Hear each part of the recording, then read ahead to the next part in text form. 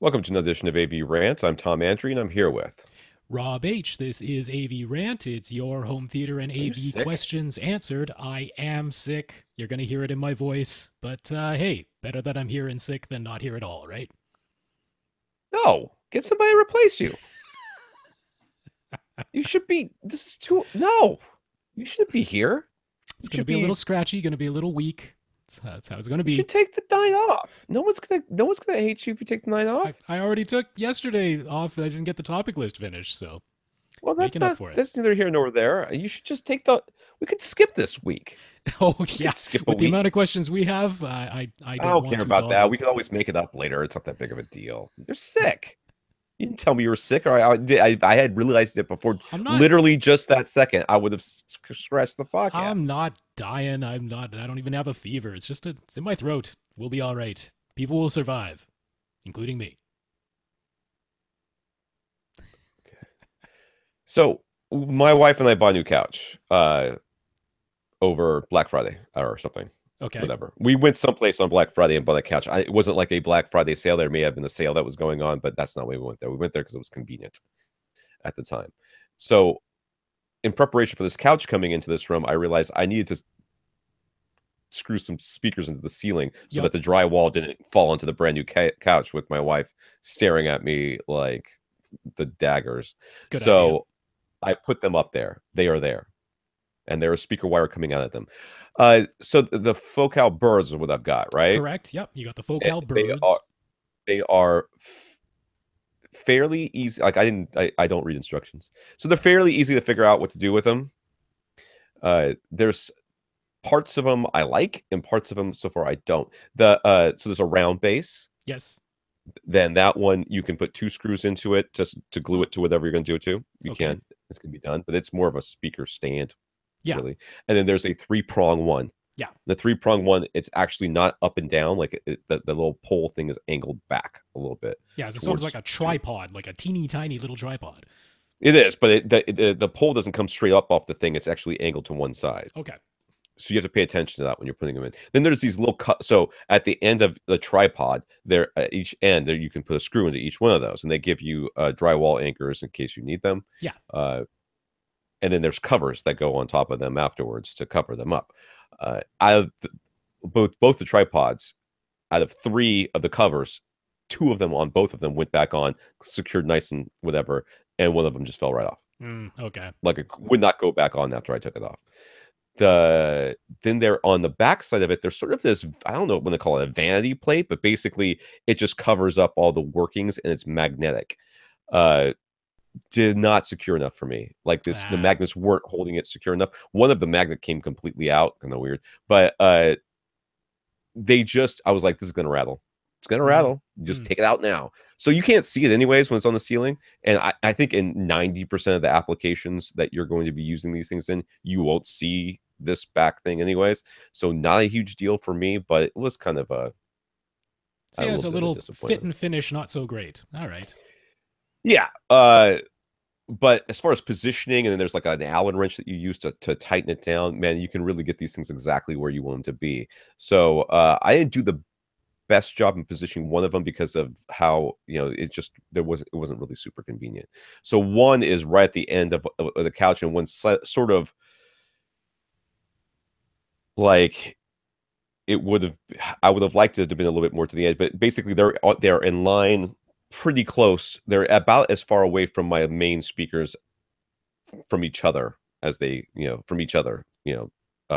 So if you look at the main speakers, they are on the outside of the speakers a little bit, Okay. but the couch is a little bit shifted to one side. So if I centered them I kind of wanted to center them so that they were on the couch on either end of the couch, but I couldn't really do it because of where things were on the ceiling. So close enough, whatever. I'll And you play can around with aim it. them, so at least that I helps a can. little. I've got Yeah. some options. So they've got speaker wire hanging out of them, and that's as far as I got. Okay. Haven't I heard need them to yet. secure the. There you go.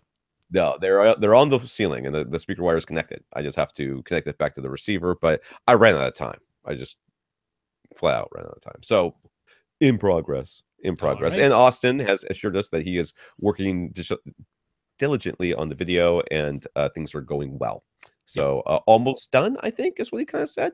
Kind of indicated he was Yeah, as far 50%. as actually like shooting the video, measuring them, all that type of stuff. Then he'll have to put together the video after that. So Right. what the actual finished product might still be a ways away, but yeah, SVS is kind of wondering where their $5,000 worth of subs are. So that's that should be getting shipped back to them before Christmas. Yeah. That's the thought. All right. So we'll see. We'll see how that goes. So I'm very excited about this. I'm very happy. Yeah. I would like to get it done before Christmas because I think it'll be a good tool for SVS as well.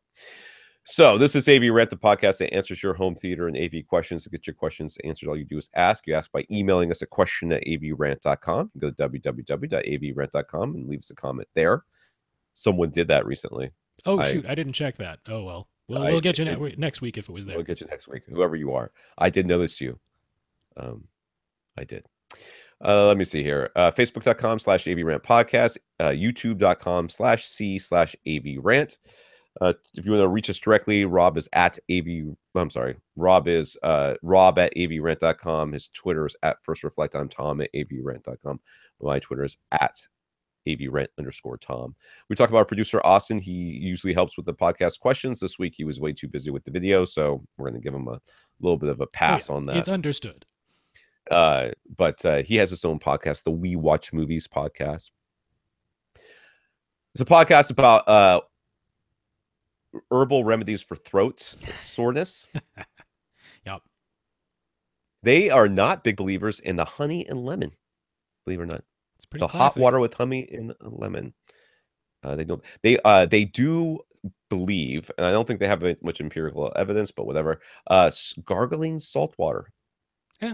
Gargling salt water. See, I just like to drink fizzy things, carbonated things, because it's a little bit like pushing on a bruise. You know, it hurts extra bad, and then the pain kind of goes away. Absolutely honest with you. Whenever my throat hurts, all I want to do is drink orange juice until I do, and I want to stop immediately drinking orange juice. But in my head, when I'm sick, especially if I'm feverish, I remember when I was a kid, I was in high school, I had like an abscess, which is sort of like a boil in my throat, and my fever was off the freaking charts. Like, it was bad enough for the doctors, like, if his fever doesn't break and this thing doesn't stop going down in the next 24 hours, he's getting admitted to the hospital. We are lancing that thing. And I was like, I don't want to have it lanced. I don't know what that is, but that sounds awful. And he's like, it is exactly as awful as you think it is. That night, my fever was so bad, I hallucinated all night long, had these nightmares. And every time all my nightmares were asking my father or whoever came into the room for a glass of orange juice. And then after this long night of this recurring dream over and over again, when I finally got the orange juice, I would wake up enough to realize I was hallucinating / dreaming or whatever. I'd fall back into the next iteration of this. The next morning when my dad came in, I was like, "Can I have some orange juice, please?" And he brought me orange juice. I was like, "Is this real?" And he's like, "You're being very strange right now." I'm like, "Okay." I drink away. He goes, "I don't understand why you want orange juice. That's really good." I was like, "Oh, it's awful. It hurts." Yup. He was like, "Do you want something else to drink?" I'm like, "Yes, take this away. This is terrible." I don't know why I was thinking this all night. Oh, it was awful.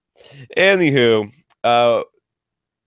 let's get started today. And we always like to start with thanking our supporters of this podcast. And this week, some of our listeners of the week are Tyson and Lawrence. Tyson and Lawrence went to www.avrant.com, clicked on the buy us a cup of coffee link, and left us a PayPal donation. Those monies go into our coffers to help pay for our hosting fees and other such things, which may include whatever surgery Rob needs for his throat. Jeez. Thank you, Tyson. Thank you, Lawrence. And I'm fine. Just a little scratch. He says that now until he starts to get a goiter. Is that called goiter? Those things are? That's not related to a. Yeah. I don't know. Maybe you'll get one. Sick. You could. We also want to thank our patrons. They have gone to patreon.com/AVRant podcast. Correct. AVRant podcast. Okay. And they clicked. They became one of our patrons. Our patrons are people who have signed up at patreon.com to donate a set amount of money per month. And I think the minimum is $1, and the maximum is, for me, it would probably be about $5. I think I top out at 5. But you guys do as we're gonna do. And so far right now we have 36 patrons, which is up from 33. And Andy was specifically mentioned that he was one of our patrons. So we want to thank Andy and all of our 36 patrons. Yeah, thanks to Andy, and thank you so much to all of our 36 patrons. I really appreciate that. Now, if you can't support the podcast financially, which we completely understand, anything else you can do, we always appreciate. We want to thank Tim and Mark for alerting us on Twitter when our RSS feed stopped working. It stopped working because our bandwidth had been exceeded on our website yet again. Now, the last time it was exceeded, I could not get it fixed because my server guy, who was Clint, was on a cruise, so I could not call him and say fix it. This time I called him and he fixed it. So no one knows why this is Clint can't figure it out. Yeah, we're not told to use the Google Analytics. I don't know if anybody's tried that. I don't know. I don't know what to do either. Clint and I've looked at it numerous times over the years because it's happened numerous times over the years, and he just keeps bumping the limit up, and then eventually we hit it again. So I don't really know what's going on with that, but I figure it's a good problem, or maybe somebody's got backdoored into our website and is hosting porn. I don't know, but hopefully not that second thing. So thank you guys for letting us know. Rob Z got a SVS PB12 NSD subwoofer during their sale. He sent them an email letting them know he heard about them from us. I'm going to get this out. He also got a Denon X3300W from Accessories for Less and let them know that was because of us. I guess we also mentioned that he donated twice in 1 week a few weeks back, and he wanted to say that he got the idea from another listener who said that they gather up any partially used gift cards and donate the remainder balances to us. He had 2 gift cards, and those became 2 donations. Finally, he went through a tough time this past summer, and listening to AV Rant helped him through, as though we were keeping him company. So he wanted to thank us for that. So that was a long one, but thank you, Rob, for all of the things. And I wanted to say I felt the same way when I was going through some, all the family health things that have been going on. Same thing. Listening to podcasts has been a help because it's like, you get to listen to things you're enjoying, hear voices that are familiar. So appreciate that, Rob. And we won't go into any details that we're mentioning about that, but Tom and I can absolutely sympathize. If you've listened to all the podcasts, we can totally sympathize. So. And when Rob's going through his chemo for his throat cancer, we will as if it's that bad. Whatever my next podcast co-host will be, we'll keep you company, Rob, as you're unable to speak because of all the radiation. All right, Ryan mentioned us to Accessories for Less when you ordered his Denon AVR X3300W, and Larry bought a pair of SVS SB12 NSD subs during their sale and emailed Gary Yakubian directly to let him know it was thanks to us. So thank you, Larry, Ryan, Rob, Tim, and Mark. I'll go opposite direction. Tim and Mark, Rob, Ryan, Larry, thank you all so much for talking us up to those retailers. All right, in the news, SVS launched, everybody knows this, their new 4000 series subs. These replace the 13 Ultra series and adopt the new features that are reduced with the 16 Ultra series. So now they have a front panel display. They can be controlled using a smartphone app or the included remote. They also have a considerably more powerful DSP processor, and the amplifier power and 13.5-inch drivers were given a spec bump as well. The price on the PC 4000 cylinder went up by $100 over the PC 13 Ultra, but it now includes the sound path isolation feat and an upgraded look. So the SB and PB models, the black ash finish went down in price by $100, and the piano black finished price stays the same. So one of our listeners, Nathan, got to hear one of the demos, and he says they had no problems filling even a large showroom. So you can check those out at svssound.com/pages/4000- series. So check those out over there. That's good stuff. The 13 Ultra series was great. I have PC 13 Ultras. I don't expect that if you had 13 Ultras that going to the 4000 series would be some massive difference, but the features, having that front panel display, being able to control it with a smartphone app, that type of stuff, very convenient for your setup. Really nice to see that the prices didn't go up. The cylinder went up a bit, but you get the isolation feet now. But the other ones, I mean, the black ash finish going down by $100. Can't complain about that. New features, spec bump, and the price went down. Pretty awesome. Yeah. So lastly, the final HDMI 2.1 specification was released, but as Blue Jean Cables wrote in an article, the compliance testing hasn't been finalized yet. Yeah, they're starting to talk about 10K. Oh yeah, yeah, 10K resolution. Ugh. I really, so if you come to avrant.com, we'll have show notes for the episode. You can find the links for the things that we talk about. I really want to encourage everyone to read that Blue Jeans Cable article, because there is so much misinformation out there about this stuff, about HDMI 2.1. The compliance testing doesn't even exist yet. So if you're looking at a cable that says, oh yeah, we're 48 gigabits per second and we're HDMI 2.1, they're like, no, you can't be. The compliance doesn't even exist yet. There's no way you can possibly make that claim, because you don't even know the targets you're supposed to be hitting. So really good article. Please check that out. Yeah, I like how he's like, for compatibility, they're like, we don't know. We have no idea. We don't know if our existing, we don't know if the cables that you bought from us will work or won't. We have no clue. There's going to be a whole new category. Officially it's called Category 3, because Category 1 was standard speed, Category 2 was high speed, and now there's going to be a Category 3, which HDMI is officially calling 48G. That's the name they're using for it. So, yeah. Can I just once again express my absolute bottomless hatred for the whole HDMI consortium, like all of it. Like, I don't think you're bad people if you're a member of this, but can you please invite just a regular person into the room? I don't care who it is. Pick one. Just go on the street, say, dude, I will buy you lunch if you come in here and just tell us what you think about what we're talking about. And if they're like, nothing of what you just said made sense, you should stop and figure out if you just picked a stupid person, or more likely, what you're saying is just not logical. Because that seems to be what comes out of these things. They're like, we had perfectly good cables.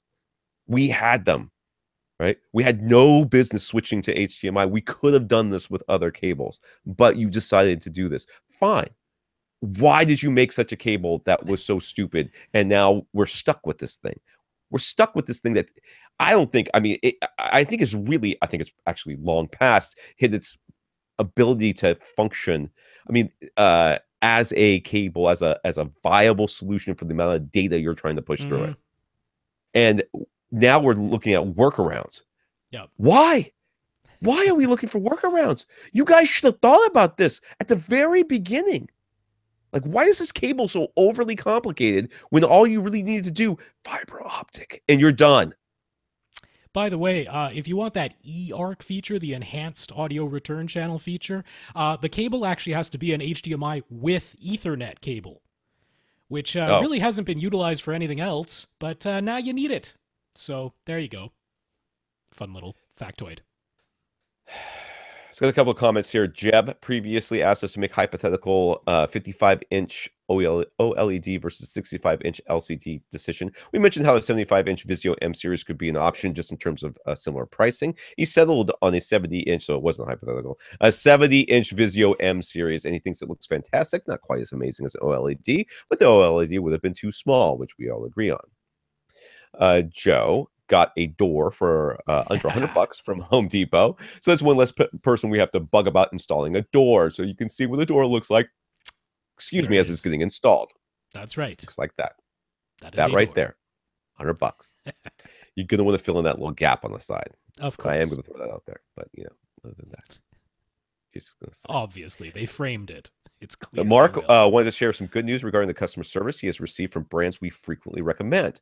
He bought a 120-inch screen from Elite Screens. After about 6 months, he noticed the screen was separating from the black edging along the bottom. It was a huge bummer to remove the screen, but Elite issued a return authorization right away and sent him a replacement very quickly, no hassle and no cost. He bought a Logitech Harmony hub, but he couldn't find his exact NEC projector model in their database. He emailed their support team, and they managed to add all the correct commands. Mark emailed them out from work about this. By the time he got home, everything on his hub was working without him having to touch a thing. And lastly, SVS packed a t-shirt for free when he purchased his PP2000. He can't stop talking about how great his subwoofer sounds, so he really enjoyed showing off his theater to his friends and family over Thanksgiving. So that's 3 companies we recommend all the time and 3 good customer service. Yeah. So throwing the t-shirt in. I'll tell you what, I would like a SBS t-shirt? I'm not. I'm a I think fan of that t-shirts. should be doable. I actually would probably anything I could wear that would I would wear like a hat or something too. So I mean, I don't mind that sort of advertising. I mean, dude, you send me a t-shirt, I'm going to wear it. I'm wearing a St. Petersburg Science Festival t-shirt right now. So that's free advertising for them, right? Everybody go. You just missed it. You have to wait a year. All right. Ian appreciated our discussion about 3 screen sizes last week in his setup. The 2.35 to 1 setup and smaller 16:9 portion would actually end up being at the same height as where he has the screen now. So the IMAX viewing would just extend the screen lower. He's going to discuss that with Seymour AV, but he figures it should work for him. That was the one that we were worried about. You were worried about it's going to be too high, right? Yeah, that's right. Yeah. Yeah. So He also that was thinks my concern. So I'm on board with that now. If that's where your screen is already at and you're Right. just going to be extending it down, that should be fine. He also thinks it would be a good idea, just for clarity, to mention that we do rewrite people's questions. We don't just read the emails exactly as they're written to us. Sometimes what we read isn't exactly what was meant, at least not in his case. So that occasionally creates confusion. Yeah, that's because nobody proofreads. Like ever.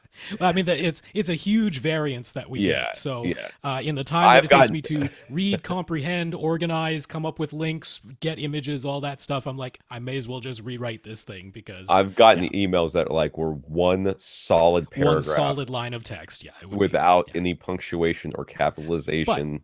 I do want to apologize. I mean, it's never our intention to misrepresent or to answer the wrong question or to be confusing. The great news is, if that's the case, you write back to us. We're going to respond on the podcast. So that's about. I mean, that has actually happened nobody is before. infallible. We're going to make corrections. We'll get your question right one way or another.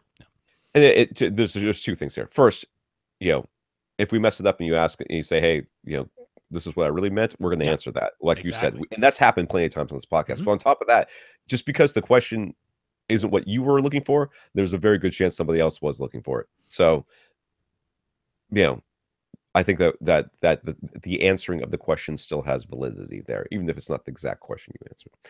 I don't even know if this is lastly. Yes, it is lastly. Steve wants to weigh in on the 3 screen sizes debate from last week. It wasn't a debate. It was Rob trying to make sense at me and it not working.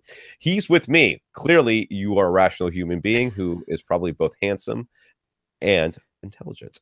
He doesn't care if his HDTV is bigger than his CinemaScope movies. That said, he uses a constant image height setup with his 2.35 to 1 screen. So what he really doesn't care about is the IMAX portions of a handful of movies being bigger than CinemaScope. So I mean, his HDTV actually is smaller than his CinemaScope. He went to the trouble of installing a 2.35 to 1 screen. So yeah. There's some care apparently on Steve's part. So as for worrying about subtitles in the lower black bar, the Oppo players have a subtitle position setting that lets you raise them up, and he does make use of that on his 2.35 to 1 screen. Yeah, I wanted to address that a little bit, just because. So first of all, obviously not everyone has an Oppo player, so that's true. Going to necessarily work for everyone there. But now, about as many movies that have IMAX portions, ones that switch aspect ratios, like Dunkirk will, about as many also have subtitles that are like hard encoded onto the image, where it's not actually a separate subtitle track that you can turn on and off. It's just like it's there. It's part of the movie. It's not very often. It's usually not, but like John Wick had that. Well, you can look at that. Shell has that. What is that? And this is probably not 2.35 to 1. It's that Russian movie that was sort of like The Matrix, or like Twilight or something, or there was like a Daybreak or something like that. I'm not sure. It was sort of a Matrixy sort of thing, and their subtitles were not just hard coded, but they interacted with what was going on the screen. Right. So, I mean, that is something that you couldn't move no matter what. Yeah. I mean, it was meant to be part of it. That might not be a 2.35 to 1 aspect. But there's also a movie like the most recent Ghostbusters, where they actually have stuff that goes outside of the 2.35 to 1 frame to give you a weird 3D effect. So it's like, it's not very often, but there are some things where it's in a CinemaScope format, but there's something in those black bars, or it switches to an IMAX thing. Now, if you don't care about any of those particular movies, because they're a small handful, then 2.35 to 1 screen is absolutely fine. If you happen to care about some of those movies and you're like, I can install the even bigger 16:9, then there you go. It's going to be black bars for the vast majority of the time. But once in a while, when something goes into those upper and lower black bar portions, then you can show it on your gigantic 16:9 screen. That's all. Yeah. Lastly, has experienced a bit of drift when he uses his projector's lens memory to switch between zoomed in for CinemaScope and zoomed out for HDTV. A click or two on the motorized controls make everything perfectly aligned again, so it's not like a gigantic deal breaker, but it's also not set it and forget it. So that is something to remember, that these things aren't going to be like, yeah, a little bit of drift. Yeah, that does make sense. Like I say though, I'd be Night Watch. Night Watch. Okay. Night Watch is the name. Is that it? Night What? I think so. I think that's what it's called. Yeah. All right, if you're the sort of person who cares about pixel perfect, then that's going to bug you. You're going to want to make that one or two little clicks. If you don't pay so much attention to a little bit of overscan or a little bit of shift, then probably won't bug you too much. Yeah. Lee. Okay, so we're getting into the questions now. And now our first question is from Lee. Lee heard Josh and Richard from the Entertainment 2.0 podcast talking about the website Real or Fake 4K. They keep track of all the Ultra HD releases and put them into 3 categories: real 4K, nearly 4K, and fake 4K, based on how the movie was shot, edited, and finished. Clearly, the focus is just on the image resolution, but the site's own FAQ mentions how HDR and immersive audio might make a bigger difference, even if the movie was finished at a 2K and upscaled to, for the 4K release. So what do we think? Are movies that are finished at 2K and upscaled to 4K fake, or are they rip-off? Is this a big deal? I have not been to this website, and I'm looking at the link right now. I'm not going to click on it. So the reality here is, I don't think this is a deal. There are people who are going to care, but I think that in the end, how it was shot, how it was mastered, and the upscaling or down that part is going to have very little effect on the overall end quality. Perfect example is the Dredd movie. Right, the Dredd movie it was shot in whatever the heck it was shot in, but there are some scenes that were clearly shot at a much lower resolution, and there's artifacting that is part of the image. That sort of thing, I don't care if it was initially shot in 4K or not. Whatever they did to that image, or however it became the way that it is, upscaling it or leaving it at 2K or whatever is not gonna change it. The original shot is bad. It's just bad. And you're not going to fix that. A well-shot movie in 2K that's then upscaled, at least in my mind, to 4K. Yeah, it may be not true 4K, but I think that you're not going to notice. Yeah, to me, the thing that makes Ultra HD Blu-rays Ultra HD, it really is the expanded color and the HDR. Yeah. That's what I've noticed on my parents' OLED when I'm watching that. I don't notice the resolution. I really don't. You throw on the Blu-ray versus the Ultra HD Blu-ray, I don't notice the resolution, but I notice the expanded color and the HDR. That's what makes the difference. And throw in the fact that some of them have Atmos sound on the Ultra HD Blu-ray, but not on the regular Blu-ray. And I'm like, those are the 3 things that I notice and I care about. The actual resolution, I mean, it could be HDR with the DCI color with 1080p resolution, and I honestly wouldn't care. I mean, I'd be totally fine. Now, maybe when you're blowing it up to a 160-inch image from 10 feet away, that very well might make a bigger difference. Maybe you'll actually notice a bigger difference there. Yeah. I'll tell you one thing. I mean, if I'm watching a Blu-ray versus a DVD, yes, I can notice a resolution difference, but the first thing that hits me is the sound. The sound is so much different. The sound is, and that may be completely different mixes, and that could be true, but that's what hits me more than anything. And I think that I tend to notice the color too. Yeah, the color. Yeah. I mean, but it's not like I'm going, oh, this one's blurry. It doesn't look that way most of the time. All right, Dan. Dan just got a Marantz SR6011 receivers. Speakers are Pioneer Andrew Jones. The speakers list their impedance as 6 ohms on their spec sheet. And the Marantz manual says that if the speakers are rated at 6 ohms, he should set the receiver's impedance settings to 6 ohms instead of the default 8 ohms. So what should he do? You should leave it at 8 ohms. Now, I know it says 6 ohms. I understand that. But what that really does is it just sort of caps the power of your amplifier, because it's You're basically telling your amplifier, hey, these might be drawing extra power. Protect yourself just in case.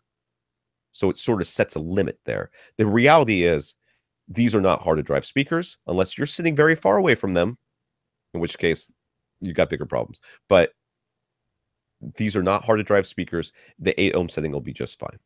Yeah, if you go over to Audioholics, Gene has written about this quite a bit. If you go into your AV receiver's impedance setting and set it to a lower setting, some give you a 6 ohm or some give you a 4 ohm setting.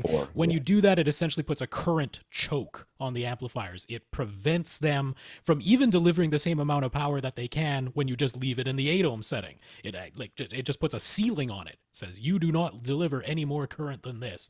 So if you want the full amount of power to get through your receiver, no matter what the ohm rating is on your speakers, you leave the impedance setting inside your AV receiver at 8 ohms. You leave it at the default. The full amount of power goes through. It might get warmer. But in the case of the Pioneer Andrew Jones speakers, they're a very benign load. Yes, nominally they might be 6 ohms, but they don't dip way down to 2 ohms or something at any point. They're a very easy load still, so just leave it at 8. Bill continues to refine his plans for his from the ground up house construction.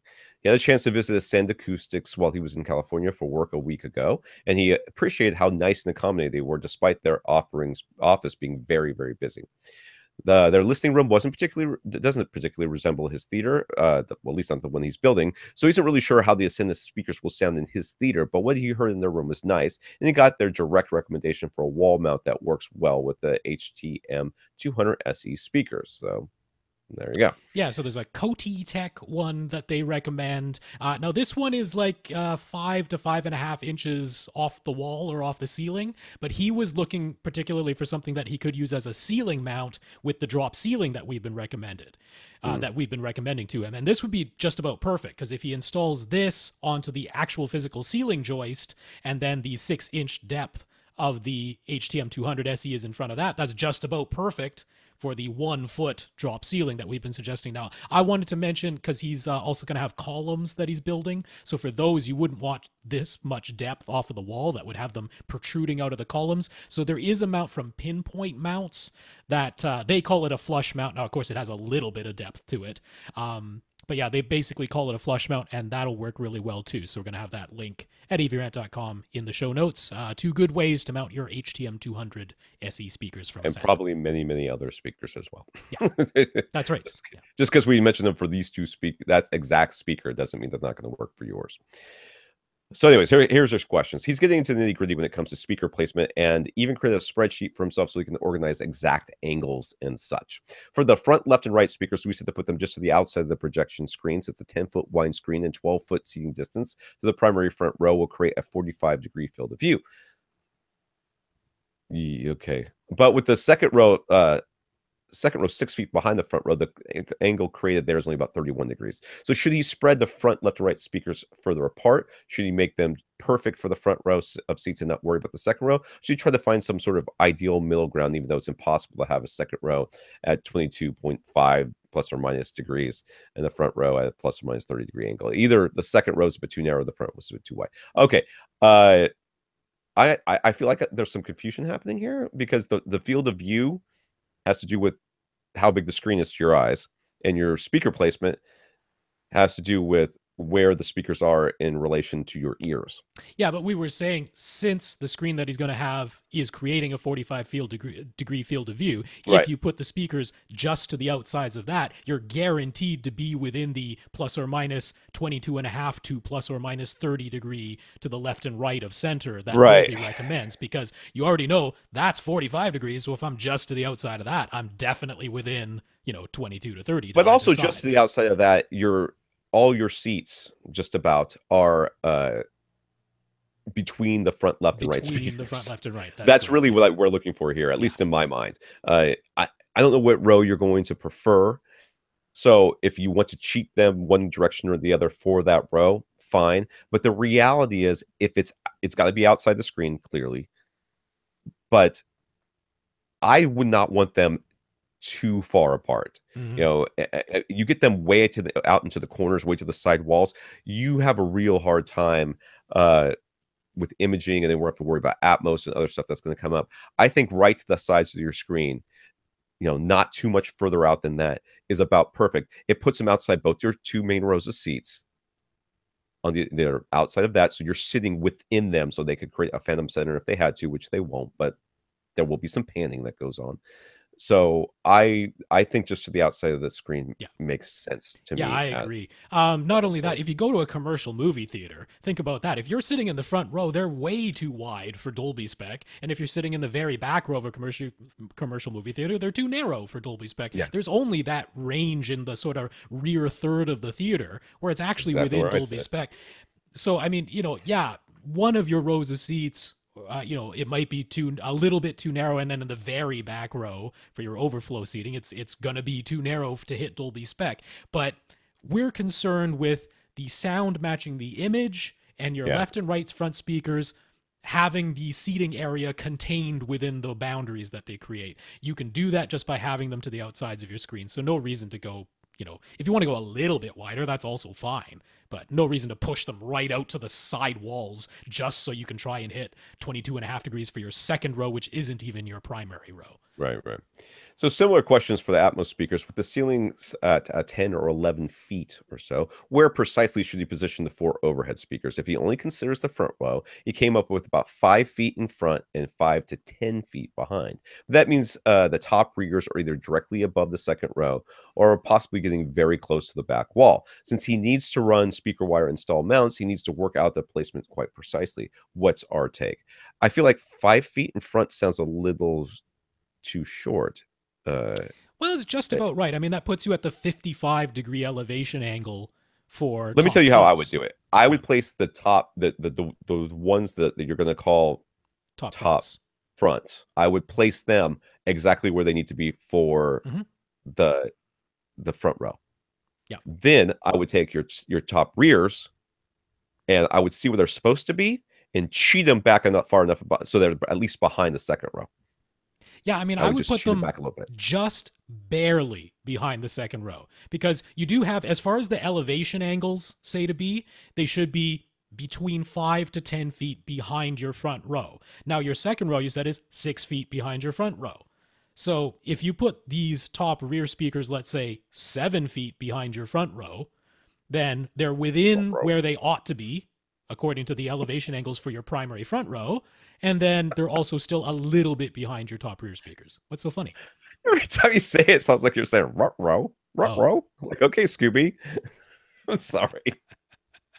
It's your voice. It's killing me, man. Yeah. All right. Yeah, I would put them just like a foot behind your back row. That's what I would do. Yeah. I agree with that. So just a technical curiosity, since he's going to have 2 pairs of side surround speakers, one for each row of seats, we said to wire them in series rather than parallel. He understands that doing so means doubling the impedance, which should create an easier load on the amplifier, versus having the impedance if you wire them parallel, which would create a more difficult load. But you never get anything for free, right? So what are you giving up when you wire in series and double the impedance? I don't know. I don't think you're giving anything up. Does it make it a little bit harder on your amplifier? Maybe? You need a little bit more voltage gain. That's what you need. You need a little bit more voltage gain. So if you think about, Ohm's law, right? So watts is volts times amps divided by ohms. That's how you figure out how many watts are actually doing work. And if you just think about all the little electrons marching in a row, just visualize that that's what they're doing. They're actually going back and forth. They're vibrating back and forth. It's an alternating current. They're going one direction, then back the other direction. So if you put that through one speaker, you got however many volts times however many amps going through 8 ohms, and that's doing the work to create the output that you wanted through one speaker. Now, if you put a second speaker beside that first speaker in series, all the electrons are still going in one little row, back and forth, back and forth. But now you're making them do, it's not really double the work, but you've doubled the impedance. You've made it more difficult for them to march through the 2 speakers back and forth than just one speaker. But it's the same number of electrons moving back and forth. You haven't doubled the number of electrons, same amps, therefore, number of electrons, but they have to go through 2 speakers instead of one. So you got to boost the voltage a little bit. Now, it's not a doubling of voltage because you didn't get nothing for adding that second speaker. You got more output for adding that second that's speaker. true. But you only got between 3 and 6 decibels of output. A true doubling would be 10 decibels of output. You're not getting that. You're getting between 3 and 6, depending on how close the two speakers are to each other. So you have to boost the voltage a little bit more force. Now, if you wire them in parallel, now you need twice the number of electrons. Each speaker is drawing the same power as before, but you have to feed them independently. Like you have 2 hoses going instead of just one hose that's being blasted through 2 of them in a row. So that's more difficult to deliver more electrons rather than just increasing the voltage gain. All right, he's got a different room. I guess we're gonna fix this one now too. There will be a great room next to his theater, a kitchen, living room, dining room. I guess you got a picture of this up here. Right I do. now? Yep. Yeah, we're seeing the Okay, big so you diagram guys of are his whole house, and then we'll zoom in a little bit to see the living room area with the kitchen and dining area behind it. So all this will be open to the rest of the house. You'd like to have a TV and 5.1 surround sound, though it won't be for anything critical. And both his wife and designer are saying that's what the theater is for. So it might be only 3.1 or maybe even a sound bar if he absolutely has to. So aesthetics are a very high priority in this room. It's going to have a tile floor, so acoustics are going to be a challenge as well.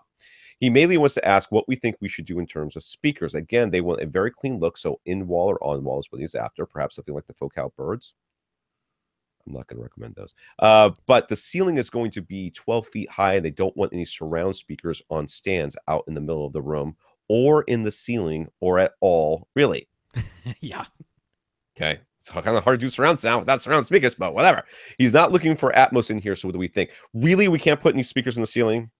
Why can't we put any speakers in the ceiling? He said it's going to be like a kind of fancy ceiling. It's got a whole texture up there, so no speakers in the ceiling. Now, I'm looking at this diagram, and if we're looking at his kitchen area, he's got this sort of L-shaped counter that's, going along the walls, the back wall and what will be the left wall of this room. And it looks like there's a little space in front of that closest to the couch and just to the, like if you're entering this room, he's got a big entryway into this room. Just to the right of the entryway, it looks like there's a little space on that wall. And then the whole wall across from that, I don't know, maybe there's windows there or something that I'm not seeing in the diagram. But it looks like there's... In the front left corner, there's a hallway, the doorway opening there. So, and then that wall can't have it. Isn't that the TV on that wall? There's the TV on the front wall, yeah. Right. So there's no windows there. No, nothing there. So I'm like, I could see you installing some in-wall speakers they'll be behind the couch, but on the side walls. And I mean, they'll essentially be invisible. You paint the grills to match the wall. You're not going to notice those.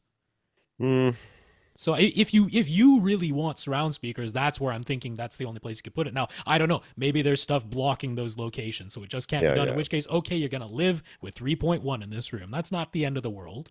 So what do we actually recommend for speakers? What's your thought?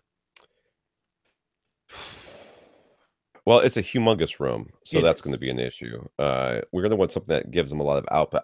You know what?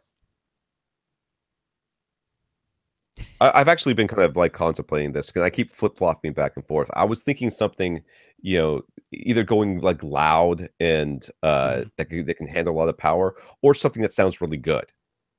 Okay. And not that those things are mutually exclusive, but the two things that were going through my mind were Klipsch for loud in-wall speakers, or RBH. And RBH makes a lot of in-wall speakers and in-ceiling speakers that are extremely good as far as how they sound and can fill up a big space as well. Now they're pricey. Yeah, really high power handling, so they're not super efficient, but you have a really beefy amp driving them. They can absorb a lot of power to play loud that way. And I kind of almost want to say, I almost want to say 2.1 here, to be honest with you. I don't think, it looks like from where he's sitting, it's like it's just sitting off the cliffs. But my guess is that this is never going to be for critical listening. This is never going to be. No. It's not. He's like, it's casual. It's non-critical. They're going to have a TV in here, so he wants some half decent sound. Right. And I think like RBH, and there's tons of them out there. So you'd have to look to see what fits into your budget. Any of them will do, more than likely. But RBH would be if you're looking for sound quality, that's where I would go. You might have to get an amp for it, but I think it'd be worth it. Now, I would say an alternative to RBH would be KEF. because Kef makes some Yeah. really nice in walls that are pretty efficient. They're not like Klipsch efficient, but they're pretty darn efficient and have some nice high power handling. So RBH and Kef, very good sound quality, high power handling. Those could work quite nicely. And I'm gonna point you to HSU because HSU's in wall horn loaded speakers. Yeah, those should My handle a lot of opinion is power. that they sound a little bit nicer than the Klipsch's. They're not as efficient as the Klipsch's, but they are horn loaded, and those can take 400 watts. So they've got the combination of like 92, 93 dB efficiency and able to handle up to 400 watts. And they're this horn loaded thing, which might help a little bit with your room acoustics too, having that little bit more directional sound. Yeah. So if you were going to consider Klipsch, I would definitely consider HSU as an alternative. They're probably less expensive too, on top of it all. And then yeah, RBH and CAF would be good installer choices for high sound quality. Yeah, I would, for me, I don't see any reason for you to even suggest an on-wall option unless it's an on-wall option that they like. You should be looking at only in-walls. Yeah, for this purpose, I agree. Yeah. Yeah, there's no reason for you to start, an argument or a discussion. I don't see any on-wall options that are so phenomenal over the top of what you can get in-wall that I'd even go down the path of, well, hey, this one's an in-wall, but it's okay, but this other one's so much better. No, not for what your purposes you're using this for. If you were trying to create like a perfect home theater experience and that, I could maybe make the case for other things. But in this situation, I think in-walls are the way to go. I agree. So yes, lastly, what should he do for a subwoofer in this open space? He's not looking to pressurize the entire house, which is good. Yeah. Placement is a big concern. All of the gear will be in a dedicated equipment room, so no big box sitting up at the front of the room. So when we put the sub beside the couch, double as an end table, do we have any ideas? And yeah, absolutely. I think that's going to end up being, based on my reading of these questions today, a theme today is putting the sub right next to your couch. In this application, it makes the most sense. And I would actually buy it based on size more than anything else, because you're never going to get big enough to pressurize the space, nor would you want to. It would be absolutely uncomfortable to be in this house. If it's not gonna break itself trying, though. That is true. That would be nice. That is true. But having it close to your seating position and use it as a coffee table or end table or something, I think they make a terrible coffee table, but an end table I think would work. Oh yeah, coffee table, not an end table. Yeah, that'll whenever. Right. Unfortunately, a lot of these boxes are big and ugly, so there's that to consider. But you can always just drape some fabric over the top of it that looks like that's basically speaker grill fabric, but or it's acoustically transparent. Just throw it over the top of the thing, and then some doilies and make it nice or something. So I have a specific suggestion for you. I don't know if you're gonna like I think it's $1,600 price tag. Ooh, that's pretty pricey. But Power Sound Audio has a model called the S3000i. Now that's actually two 15-inch drivers in a sealed box with a dual opposed configuration. So the drivers fire, if you're looking at it head on, they're firing out the left and the right sides. Now, why on earth would I recommend this thing to you? Now, first of all, it's got enough output that it's not going to fully pressurize this space, but it'll handle this space. The sealed design means you're not going to get crazy, ridiculous distortion hurting things. So that's a help. What I like about this is if you are going to use it as an end table, one of the things that always bugs me about using a subwoofer as an end table is you can see the amplifier on one end. Well, this one, since it's got this dual opposed design, you put the amplifier facing your couch, and then all you're seeing are the grills on the front and the back and the box for the rest of it. And this particular model out of Power Sound Audio, most Power Sound Audio subs are just plain black texture, but this one has finish options with wood style finishes. I don't know if one of their wood options is perfectly going to match the rest of your decorating, but at least it gives you a chance. It ups the price to $1,800. It ups the price. So yeah, the price tag is high, but it's a really nice sub that ticks all the boxes you might look for. And it's, 22.5 inches tall, which I think is just about perfect for an end table. 18 inches by 24 by 22.5, and it's 110 pounds. Yeah, so it's not gonna move from the spot where you put it. Yeah, you ain't lying, Haas. Ain't going nowhere. Yeah, that's a good option. I could get I'm just trying to tick all the boxes I could think of now. I wanted to mention Bill sent in some more questions. We're gonna get to those next week, Bill, because they came in kind of late. We got a ton of other questions as well, and I know he appreciates that. But one thing he asked in his new group of questions is, since he's gonna have this central equipment closet and everything's being wired, and he isn't totally sure, and we got, they just talked about this HDMI 2.1 stuff, and who knows, right? I want to say to you, conduit. Don't try to predict the future. Don't try to run, fiber optic cable everywhere. You don't even know what the terminations need to be.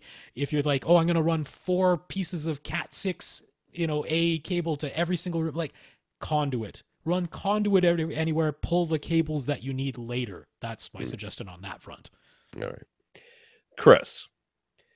So Chris's home theater space is wide open to his kitchen, dining room, and a hallway. Previously, he had set up 2 Samsung 10-inch subwoofers in diagonally opposite corners of his his theater area, but he wasn't satisfied with the bass. We cautioned him that he would probably need much higher output subwoofers to pressurize his open space and really feel a tactile thump in his chest, but he has size constraints, and he was thinking the SVS PB1000s would be as large as he could go. And that's pretty small, to be honest with you.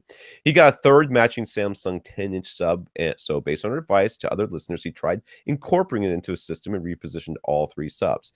He put he put a subwoofer on either side of his primary couch, which is up against his back wall. And the third sub went into an alcove towards the front of the room. To his delight, he confirmed this with room EQ wizard measurements, that he has no gigantic peaks or nulls across his 3 primary seats now, and the response across the other 3 sideways facing seats is actually pretty consistent.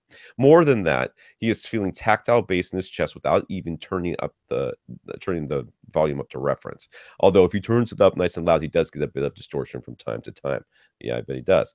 Overall, though, adding the third sub, being careful with the placement, and doing measurement and calibration made an enormous difference, and he wants to know how.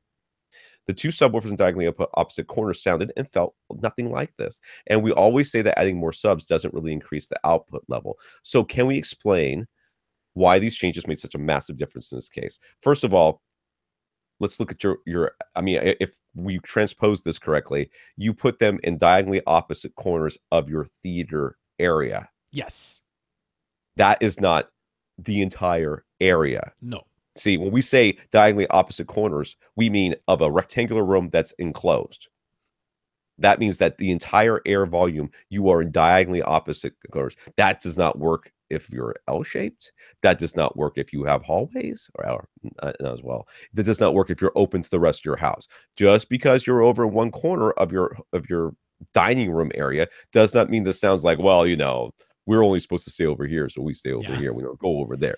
That's not how that works. It's important to message, though, because to clarify that, because we do say this diagonally opposite or opposing walls, midpoints of opposing walls. We say that so often that sometimes people oversimplify it down to, they said, well, not only that, opposite corners. It really depends on the shape and the size of your room. We say it so much sometimes we forget that we have not specified that's in the enclosed room. Yeah. Now.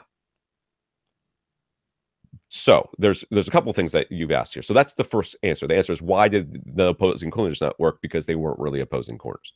But that's okay.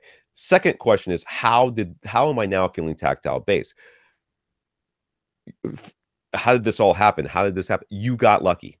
All right. There's a little bit of luck involved here. Yep. That's absolutely the case. But on top of that, you have got 2 subs on either side of your couch. And how are you feeling tactile bass? They're right next to you. They're physically, the air is moving much closer to you than it was when they were maybe in opposite corners. And it could very well be shaking that couch. And that's what you're feeling. Yeah, there's like some actual physical movement going on potentially.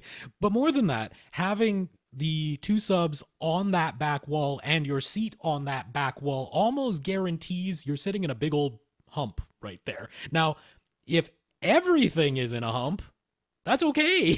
Right? It all looks the same. That's right. When you take the measurements, everything got boosted by around 9 decibels. That's significant. That's a lot louder, and everything kind of got boosted that way. Now, if you only did that, if you only had your couch on a back wall and 2 subs on the back wall, it's still going to be crazy uneven. You did luck out in that the third sub up at the front of your room somehow managed to cancel out the worst nulls that you might have otherwise had in that situation. there's some luck involved there. But you said careful placement, you measured, you did adjustments, you calibrated. Right. That's how you got to this pretty uniform, no gigantic peaks or nulls, something that can actually be EQ'd. And And not like that's that really though. important. You know, prior to that, with this other placement, even though it was diagonally opposite across your theater area, but not across the entire room, you probably still had some really uneven. You had some big peaks and dips. If you had a dip of any sort in that hit you in the chest 40 to 60 hertz type of area, then this could be a massive sounding difference, a massive feeling difference without the subs actually producing any more sound, just, completely on their own. I would venture to say if you took and got more capable subs and put them in these 3 locations, you would find different results. It's possible. I Yeah. would venture to That say ones that are that playing because lower. Yeah. these exactly, once you start playing lower, things are going to get a lot more squirrely. On top of that, whatever deficiencies your Samsung subs, which when we think of Samsung, subs is not exactly the first thing that comes to mind. Whatever deficiencies they may have, your placement could very well be overcoming them right now. Mhm. You get a sub that's flat, that plays flat all these frequencies, you might find out that you're having many more issues. So thank your lucky stars, enjoy your tactile bass, and don't move anything. Like Yeah. ever. Don't move anything. Don't move anything. Okay, so he bought some of the SVS SoundPath isolation feet, and in terms of reducing vibrations and rattles, the difference was really massive in his case. But he also went over to Home Depot and got some soft rubber feet, the type you might put on the bottom of bar stools, and those are like $3 for a pack of 4 to see how effective a DIY solution would be. He couldn't really tell any difference between the $50 SoundPath feet and the DIY feet, so he wound up returning the SVS feet since they cost so much more. So maybe we should let listeners know there's a much less expensive solution. Hey, Rob lets people know about less expensive solutions all the time. It's called a blanket. Yep. You could have spent nothing and take a blanket you're never using and put it underneath both of these, all 3 of these subs, and came up with the exact same results. There's nothing magical about the SoundPath isolation feet. What's magical is that you can add them to any sub, and it doesn't change their look so much. It gives them, you're just basically swapping the feet out and you're able to move them around and it doesn't look goofy. So that's part of what you're paying for, is the convenience of that, and making sure that they're actually going to work. But yeah, you're right. There's a ton. There's pillows. You got some pillows. Throw some pillows underneath there too. That'll work. How about mouse pads? Mouse pads. How many times do we have to say mouse pads? Mouse pads for speakers. For speakers, I think that's a great solution. Yeah. No. Yeah. There's no reason you have to spend $50. You definitely don't have to go to. I'm so angry at Auralex for the prices on their grandma risers are ridiculous now. Absolutely insane. I'm so angry about that. So yeah, no DIY solution. I mean, as long as it looks okay to you, you absolutely don't have to spend a ton. You need something squishy enough to be squishy, but not so squishy that it actually just compresses under the weight of whatever's holding it up. That's all it is. You're just damping it. That's all it is. Yeah.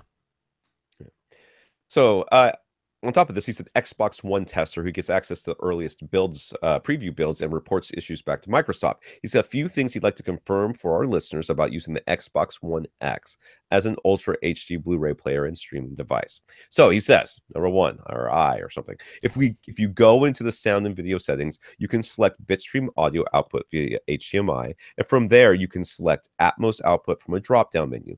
Then it's easiest to use the Dolby Access app to make sure every part of your system is properly configured to output Atmos. Under the Blu-ray player settings, you specifically have to let your receiver decode audio. That will get Atmos, CTS-X, and Auro 3D working for any and all physical discs. In-game to do so. So clearly, this is a straightforward and easy to set up thing, which was well thought out by the playtesters over there at Microsoft. Now, I know you are a playtester, and I'm not giving you a hard time because you were not one of the people who was, programming these things. But really, when you set it to bitstream, and all the rest of the stuff should have just happened.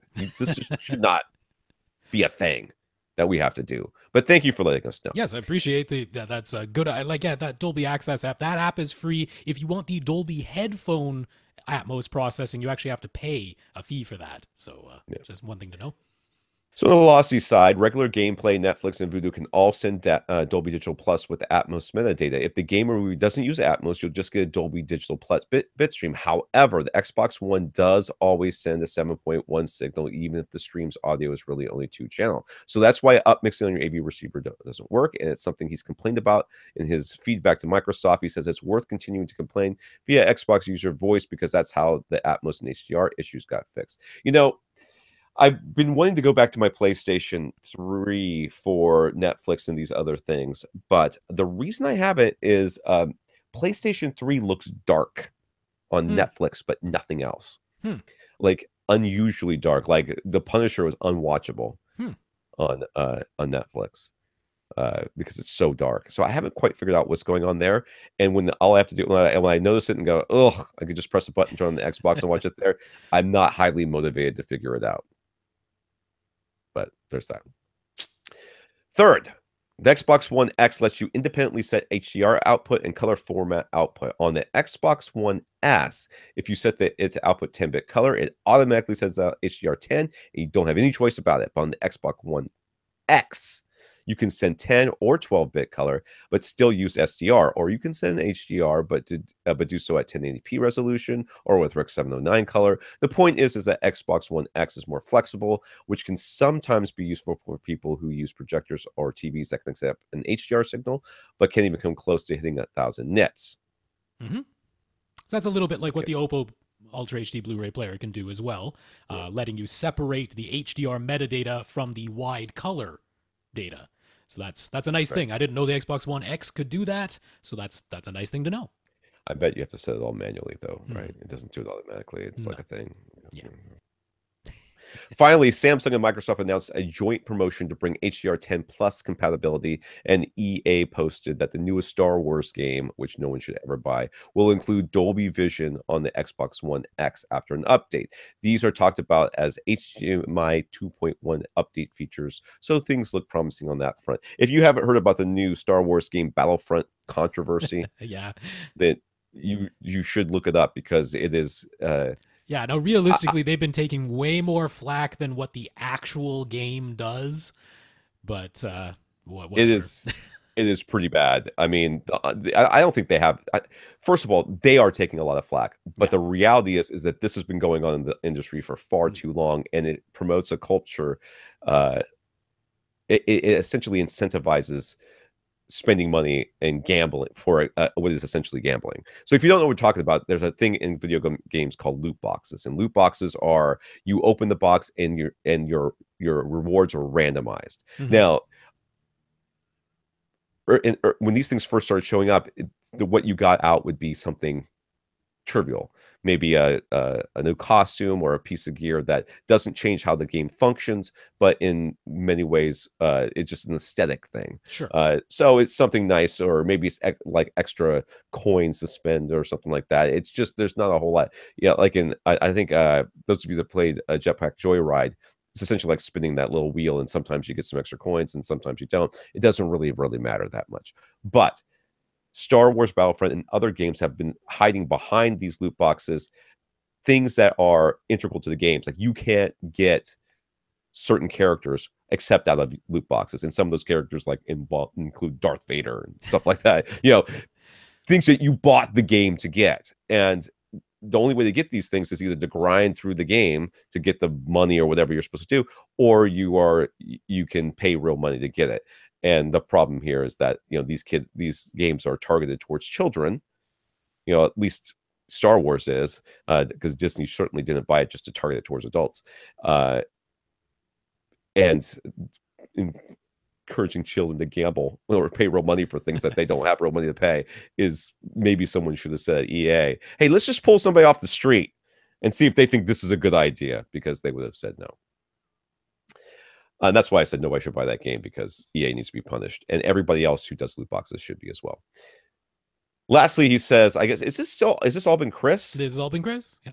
Okay. So this is the last one from Chris. Have we heard of the Harman Kardon Invoke. It's basically the Microsoft version of the Amazon Echo, Google Home, or Apple HomePod. It uses Cortana as the voice assistant, but interestingly, rather than trying to compete with Amazon, they decided to partner up and make Amazon's assistant a Cortana skill and make the Cortana an Amazon skill. So for $100, Chris thinks it has the best built-in speakers versus the other devices.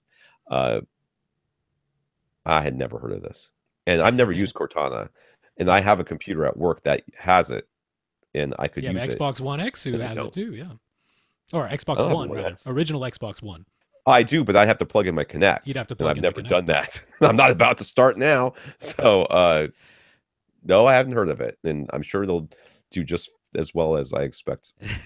Yeah, I haven't. I certainly haven't heard it in person. I can believe that Harman Kardon made a better sounding speaker than Amazon or Google. We don't know how the HomePod sounds, but the HomePod costs a heck of a lot more, $350 versus $100. So I like the price. That's $100 reasonable price.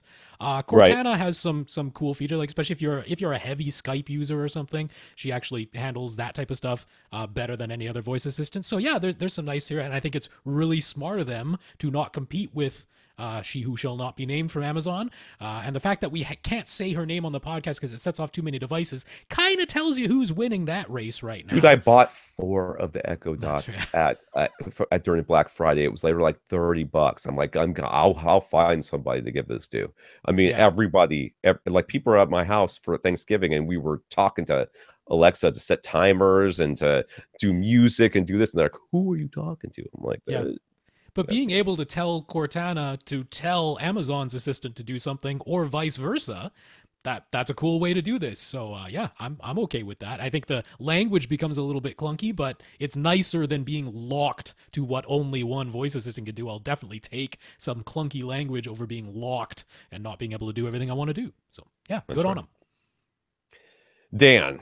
So Dan wrote us a couple of weeks ago asking what he should upgrade in order to improve his surround sound and sense of immersion. We told him that what's really holding him back here are his room acoustics. His floors are hardwood, and about the only absorbent thing in this room are the curtains he put over the large windows to the right side. If they just hang on the walls like pictures, he can do treatments, no problem. But he'd like to go DIY to save money. So can we recommend the design and materials he should use? Well, we have on our website the Rob W. movie poster design. And he takes you through... Does he take you through how to build them? He has a link to the design that he used to build the frames and put the insulation in. So it's not in his description, but he has the link to the thing that he did. So that's so mostly what he's talking about is how to get the movie posters on there. And frankly, you can't really do that anymore because they kind of caught on, and they don't want to print. If you do have rights to the images, if it's not a copywritten protection image, then you can still get them printed. So that's okay. Right. And that's why I'm suggesting this. It's like you still go to this and say, hey, I've got these images that I want to have. And that's how you do it. But that's the first place you go. You can also go to my DIY absorbers for the less than handyman articles over on Audioholics. It's very clunky, but I'll tell you, I basically do the same thing in here. And no one comes in and says, oh, those are terrible looking things. They're just like, oh, what are those? Like sound absorbers. Oh, cool. Can we watch the movie now? Yes, we can. So yeah, you can use both those articles. Yeah, those are fully DIY. Now I will say, if you want to go kind of halfway between, as in the frame is already made for you, just have to assemble it, and the acoustic treatment, the actual acoustic material, the insulation is already the right size and given to you, and the stuff you need to hang it on the wall is also given to you, and a cover, a fabric of your choice, is all there in one package. Both GIC Acoustics and Acoustimac sell essentially kits, right? So they've already made the frame, you just have to assemble it. They give you all the stuff, you just assemble it at home. It's less expensive than buying a completed panel from them. It's not quite as cheap as fully DIY, but if you're like, hey, the time offset of already having the frame the right size and everything like that is worth a couple dollars more, then those can be great options too. Right. Josh, Josh is upgrading various parts of his theater. He picked up an SVS PB12 NSD during their sale, which shipped super fast, he said, and rounded out all his Klipsch speakers setup. So now I guess he's good to go there. He's never had Atmos before, but now he's getting into that. So he asks, are 4K Ultra HD Blu-rays the only way to get Atmos soundtracks, or are there other options for getting genuine Atmos at home? Well, there are some streaming options. And there's no reason why Blu-ray can't have Atmos, except that studios hate you and want you to buy the 4K version and use the 4K version. So can you get an Atmos soundtrack on a Blu-ray? Answer, yes. Yeah, and there are quite a few. There are some out there, but I will predict, and I think probably quite rightly, that will not last. that it is going to be solely the purview of the 4K discs in the future, because they're going to want you to buy the 4K discs. Not impossible. Yeah. Vudu does have a number of Atmos titles streaming on their site. Netflix has a few. Yeah. It's very limited, but they got a couple. So 4K Ultra HD Blu-ray is not the only way to get Atmos, but it's probably the surest way. and even there, not all of them have Atmos. Right. I mean, being DTSX is also fine, because any receiver you get will decode both, but there are some that are still only 7.1 audio, even on the 4K Ultra HD. So it doesn't guarantee you Atmos or DTSX, but out of them, that's the highest percentage that you'll find. Yeah. So he's using a 1080p Panasonic Plasma with no real intention to upgrade his display soon. Does it make sense to still get a 4K Ultra HD Blu-ray player?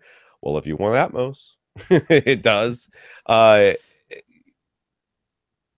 I mean, does it make sense to? I think it does, unfortunately. And I know that someday I'm going to have to buy one as well. But if you want to do Atmos and you are worried about that, then yeah, you don't have to, having that Panasonic Plasma is certainly not going to be hurt by feeding it it'll be down converted, but I would potentially say, since this I don't think this is like a super pressing matter, right, for Josh, like right the second he's got to have it, maybe wait for CES, because I'm pretty convinced you're going to see a whole bunch of less expensive Ultra HD Blu-ray players with Dolby Vision support in January at CES. Definitely from Sony's going to have something pretty much guaranteed. For sure. Yeah. They just added it to their TVs. So, they brought out their player early. Dolby Vision wasn't fully baked for Ultra HD players when they brought out their player. So, okay, their very first one didn't have it, but I'm pretty sure the one they announced at CES will. So maybe hold off just for a little bit, since this isn't super pressing for you. Right. Lastly, he's trying to decide if a Denon X3300W is really worth it over a 2300W. It seems as though Odyssey Multi-Q XT32 versus Multi-Q XT is the biggest feature difference. He's just using a single sub, which is a problem right there. And his room is a wide open loft. So his XT30... Yeah. So his XT32 mostly about the sub EQ HD feature for dual subs. Sub EQ HT is not just for dual subs, but we're going to go on. Or is there additional benefit to XT32 over XT that would make a higher price worthwhile for him? Well, it's got to find a resolution. Yeah, like overall, it's got many more filters that it can apply across the entire audio band. And the sub EQ HT is not just for dual subs. I mean, it does more stuff in the bass than the XT does. So, and it's actually a separate feature. It's possible to have XT32 without sub EQ HT, although it's rare to find that. But there were some early Onkyos that had XT32 but didn't have sub EQ HT. So leave it to Onkyo to just pack just as many features as they can, but they usually go hand in hand, though. That is true. Yeah, they do. The other big feature difference is the X3300W has pre-outs for all the speakers. The X2300W does not. So if you ever wanted to add external amplification for your speakers... Klipsch speakers, he's never added amplification. He's never going to have to unless he changes his speakers. So my honest thought on this, though, because, I mean, he was asking about Atmos. So both of these are limited to 5.2.2 Atmos. They can't give you 4 overhead speakers. Neither of these can. Right. The 3300W tops out at 7 speakers max. That's it. 5.2.2 is as far as you can go. So I'm thinking, if he wants to get a less expensive, just maybe dip his toe into Atmos, I'm like, spend as little as possible right now, so that when you want to go fully into Atmos, you can afford to get one of the receivers that can give you 4 overhead speakers, because you got to go higher up in the lineups to do that. Hmm. Or just wait. Just keep using what you have and just wait until you're ready to go full 4 overhead speaker Atmos and get your receiver then. I Because think I agree otherwise, with that because I don't think that's the way money works. You don't like buy a cheaper receiver right now and like the rest of that money you just put it into an envelope. Some people do that. And I know that there's lots of financial advisors that will advocate people using the envelope system. It's like I get my paycheck cashed. I take all my money home. Everything goes into its envelope, and then my mad money or whatever I have to spend on what other things. That's what I spend stuff on. If you can do that, if you actually do that, well, then yes, getting the cheaper receiver, the 2300 maybe, or maybe whatever you need for right now is fine.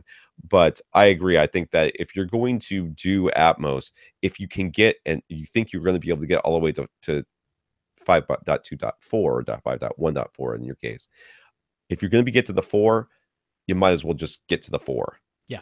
Yeah. And then you'll have XT32 anyway, because all the ones that do that in the Denon and Marantz lineups are XT32. So that's right. All right, excuse me. Oh. Ryan, how many watts per channel does a typical AV receiver really need? He wants to start putting together a home theater system, and he'd like a receiver to cost $500 or less. Well, welcome to Accessories for Less, sir. Would Denon S730H be underpowered? His room is roughly 12 by 20 by 7, but there's an open stairway with no door, and he's sitting at 9 feet away from his 65-inch TV. Okay, what you need to tell us is what are your speakers and how far are you sitting away from them? I'm imagining you're sitting around 10 or 12 feet away from your speakers, but you could be also 9. be around. No, he said he was sitting 9 feet away from his TV. Well, okay. That's not the same thing as where his speakers are. That's why I said imagine it. If you're 9 feet head onto your TV and you go out a couple of feet to the side of your TV, you're extending that. You're now 10 feet, maybe 11 feet away from your speakers. And maybe your speakers are clip speakers. Well, then you could power those with a clock radio. Doesn't matter. Maybe they're not. Maybe there's something that's extremely hard to drive, in which case, yes, it's going to be underpowered. So the rest of the dimensions of your room are immaterial. We only care about how far away you sit from them and how efficient your speakers are. Yeah. But so let's go for the typical, right? He's saying typical. So a typical sensitivity for a speaker is probably going to be about 87 decibels. That'll be with 1 watt. Sure. From 1 meter away. So if you put 1 watt and you're 1 meter away, 87 dB is pretty typical for a lot of speakers out there. Now let's say you're sitting 12 feet away, because that's a pretty common distance. If we go up to 13 feet, that's the same as 4 meters. So in a typical room, every time you double the distance, you lose somewhere between 4 and 5 decibels of output. Out in a wide open field or an anechoic chamber, you'd lose 6, but you have walls, so there's some reinforcement of the sound. So let's say you're losing 4 decibels, because that's pretty typical. So we doubled your distance to 2 meters and doubled it again to 4 meters, so we lost about 8 decibels. So with 1 watt, you're probably getting around 79 decibels of output from a typical speaker. Now, a lot of home releases, they're actually aiming for the average output across the movie to be about 75 decibels and the peaks to be about 95. They're not going for the full cinema reference for a lot of home releases. They're targeting a lower output level. So 79 dB, you're already above what's probably intended for the vast majority of the time with 1 watt from 13 feet away. So you need less than a watt to hit 75 decibels. It depresses people when you tell them this. You know that? That's right. I think it's very depressing to know that you only need 1 watt for most of what you do. And then you need to go up 16 decibels more to get you to the 95 watt peak, or to the 95 decibel, peaks that are usually what you're aiming for in a home cinema. So if you go up by 3 decibels, you have to double the power. So 2 watts, you got to 82 decibels, and 4 watts, you got to 85 decibels. And then if you want to go up by 10 decibels, you multiply the power by 10. So 4 watts times 10 is 40 watts, got you to 95 decibel peaks. So that's a typical speaker in a typical room from a typical listening distance. You'd need about 40 watt peaks to hit what's usually intended for the home release. Now, I can't think of too many AV receivers that are rated than less than 50 watts per channel. So how much does a typical AV receiver need? 50 to 100 watts. Yeah. That's what all of them have. They all have that. Yeah. So what's the difference between one that has 125 watts and the one that has 120 watts? Not a lot. Not a lot subject. I mean, there Yeah, may be some differences in there. There could have a bigger power supply, which would make a huge difference, but in the headroom that you have. But the reality is you're not coming close to using any of that. yeah. Remember, going So from 50 watts to 100 watts got you 3 decibels. That's all that got you. woo! So that sounds like a whole lot more power, but it's only 3 more decibels that you got from 50 to 100. So if he starts with a less expensive receiver model, can he expand it to 5.2.4 later? Is it as simple as adding an external 2-channel amp? And as we just answered with the last question, it's no. No. You have to have the capability built into the processing built in. And think of it this way. If you have a computer that's like 20 years old, can you just add a second monitor to make it be better than what it is? The reality is it doesn't work that way. You need to the processing power is finite within that computer. There's only so much it can do, and it's only so fast it can be. So, hey, if I added an extra, something to it, could it process things faster? No, it can't. And you need to have enough processing power within your receiver to process the 9 channels you're asking it to do. Mm-hmm. And that has to be built in from the factory at the time of manufacture. So if you buy a cheap receiver that's a 5.1 right now, and you're like, well, I'll just add an external amp to get, 5.1.4. No, it's going to be 5.1 forever. It has to have the processing power. And right now, to do that, you need to get all the way up to what? Like, it's the X43 or X4400 in Denon's lineup. It'd be the SR6011 or SR6012 in the Marantz lineup. In Yamaha, you'd have to look at the A2060 or A2070 to do 9-channel, but it can't go beyond 9. It's stuck at 9. Right. If you want to go to 11 in Yamaha's lineup, you have to go all the way up to the A3060 or A3070. They're flagship models. Right. For other, in Pioneer's lineup, it's the top 3 models in the Pioneer Elites. In Onkyo's, it's the top 2 models in their RZ series. So yeah, you have to look, and it's usually pretty high up in the lineup, unfortunately, to go 9 or 11. Yeah. So he's okay with slowly building his system over time. So is it okay to start with just a pair of higher end bookshelf speakers? Can he live without a subwoofer for a while so that he can afford better speakers at the very beginning? Or should he only consider 2.1 as a starting point, or maybe a less expensive 5.1 speaker package? I have a problem with this question. We're not the boss of you. We don't boss anybody around. I mean, are you looking for permission here? You could start with a center channel. That's called a sound bar. You're more than welcome to start with that. I don't know how you would set that up. Your AV receiver only allows you front, left, right as the minimum. I don't know, dude. But you could start. You could try.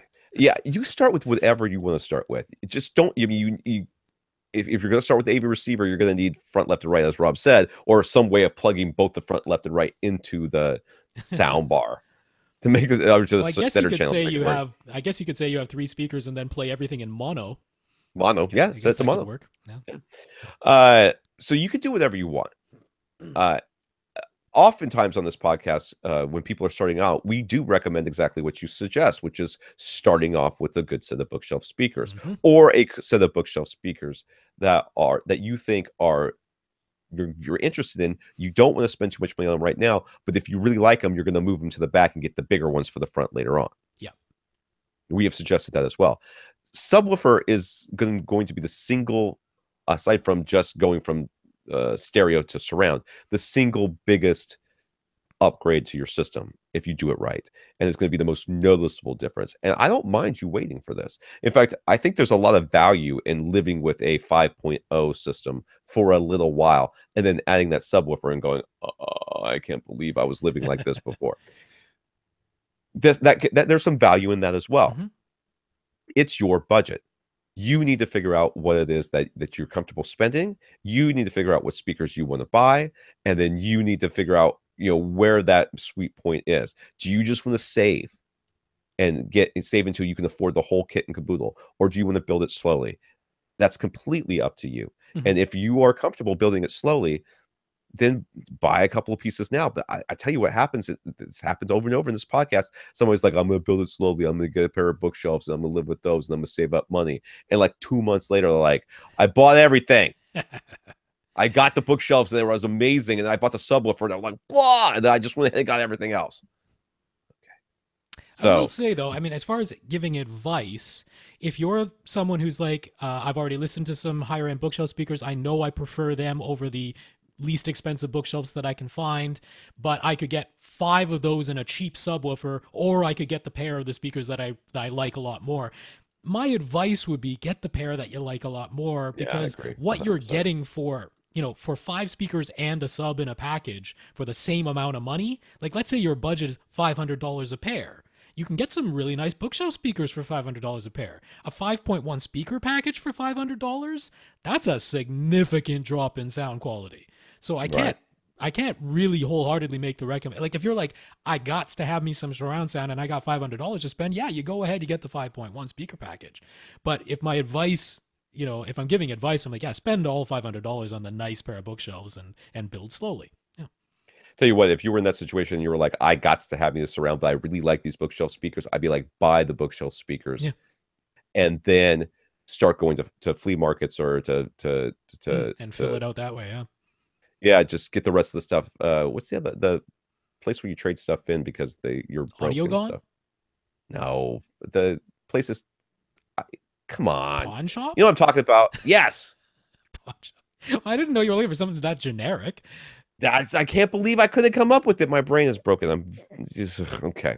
So he says the RSL speakers have garnered some good reviews from audioholics and Sound and Vision, but he's also interested in the Send, SVS, Aperion, KEF, and HSU. He'd like to know the most efficient way to whittle down his choices. Would any of those be a waste of his time to audition, or does he just have to give them all a shot and find out what he likes best? Yeah, you didn't pick anything bad, dude. To be honest with you. Yeah, that's true. You kind of didn't. Well, some of them you can get in-home trials for free, right? That's right. So the Aperions and the SVSs. And the RSLs. Oh, I didn't know about the RSLs. Yeah, so Okay. Well, there you RSL, go. SVS, and Aperion, they all pay shipping both directions. So there's really no reason not to audition. I mean, there's the time, right? You do have to invest the time to audition And you them, have but to have that charge on your card for that amount of time too. that's true. But financially, there's no reason not to give all 3 of those a shot. Now, I would say give all 3 of those a shot. You can almost certainly find KEF in a store. So if they have a good return policy, you can do that. So if any of those really floats your boat, don't torture yourself that there's 2 more considerations out there. If any of them really floats your boat, just get them and just be happy, because I'm not going to say that any of these is so much better than the others that you Yeah. must hear them. I'm like, if one of those really satisfies you, you're done. You're done, because those are all Ascent good and choices. HSU all have forums too. That's right. And you could go to their forums and see if there's somebody who lives nearby who will Yeah, let you listen. nearby. That's true. That's the other thing that you can do. I mean, Aperion and KEF and all those other places probably do as well, but you can actually hear them in your house Hmm. with the free return shipping. So that's a consideration. That's a Yep. consideration too. You tried that. So, but you do have to give them all a shot, or at least some of them a shot. Yeah. So getting back to his room, he's enclosed it as much as possible, but the way the stairs are constructed, it would not be super simple to install a door at the bottom. What about the top? Can you install a door at the top? There are some sort of soundproof. Are there some sort of soundproof curtains he could hang? He found some thick cotton ones that are labeled as soundproofing curtains that he could hang there. You could. Okay, I looked at these curtains. You could hang them there. They are very strange curtains. They are heavy. They're called soundproofing curtains, and they Yeah. claim to deaden the sound by 7 dB. But they Now, I also don't. talk about hanging in front of a solid barrier to do that. Yeah, So I'm like, yeah. how much are these curtains really doing? I mean, essentially, they're just acting as the same as insulation. They're really thick and cotton, so they're acting. Well, they have like insulation. an aluminum. They have like an aluminum core in them. I'm actually wondering if they might be the slightest bit reflective when it comes to the highest frequencies. Yeah. But you could definitely do this. But do not think that this is the same thing as a door. No. It's not even close. This I mean, is kind of meant to be hung on a wall to help reduce the sound that's as it's going through the curtain to the wall and then back out again.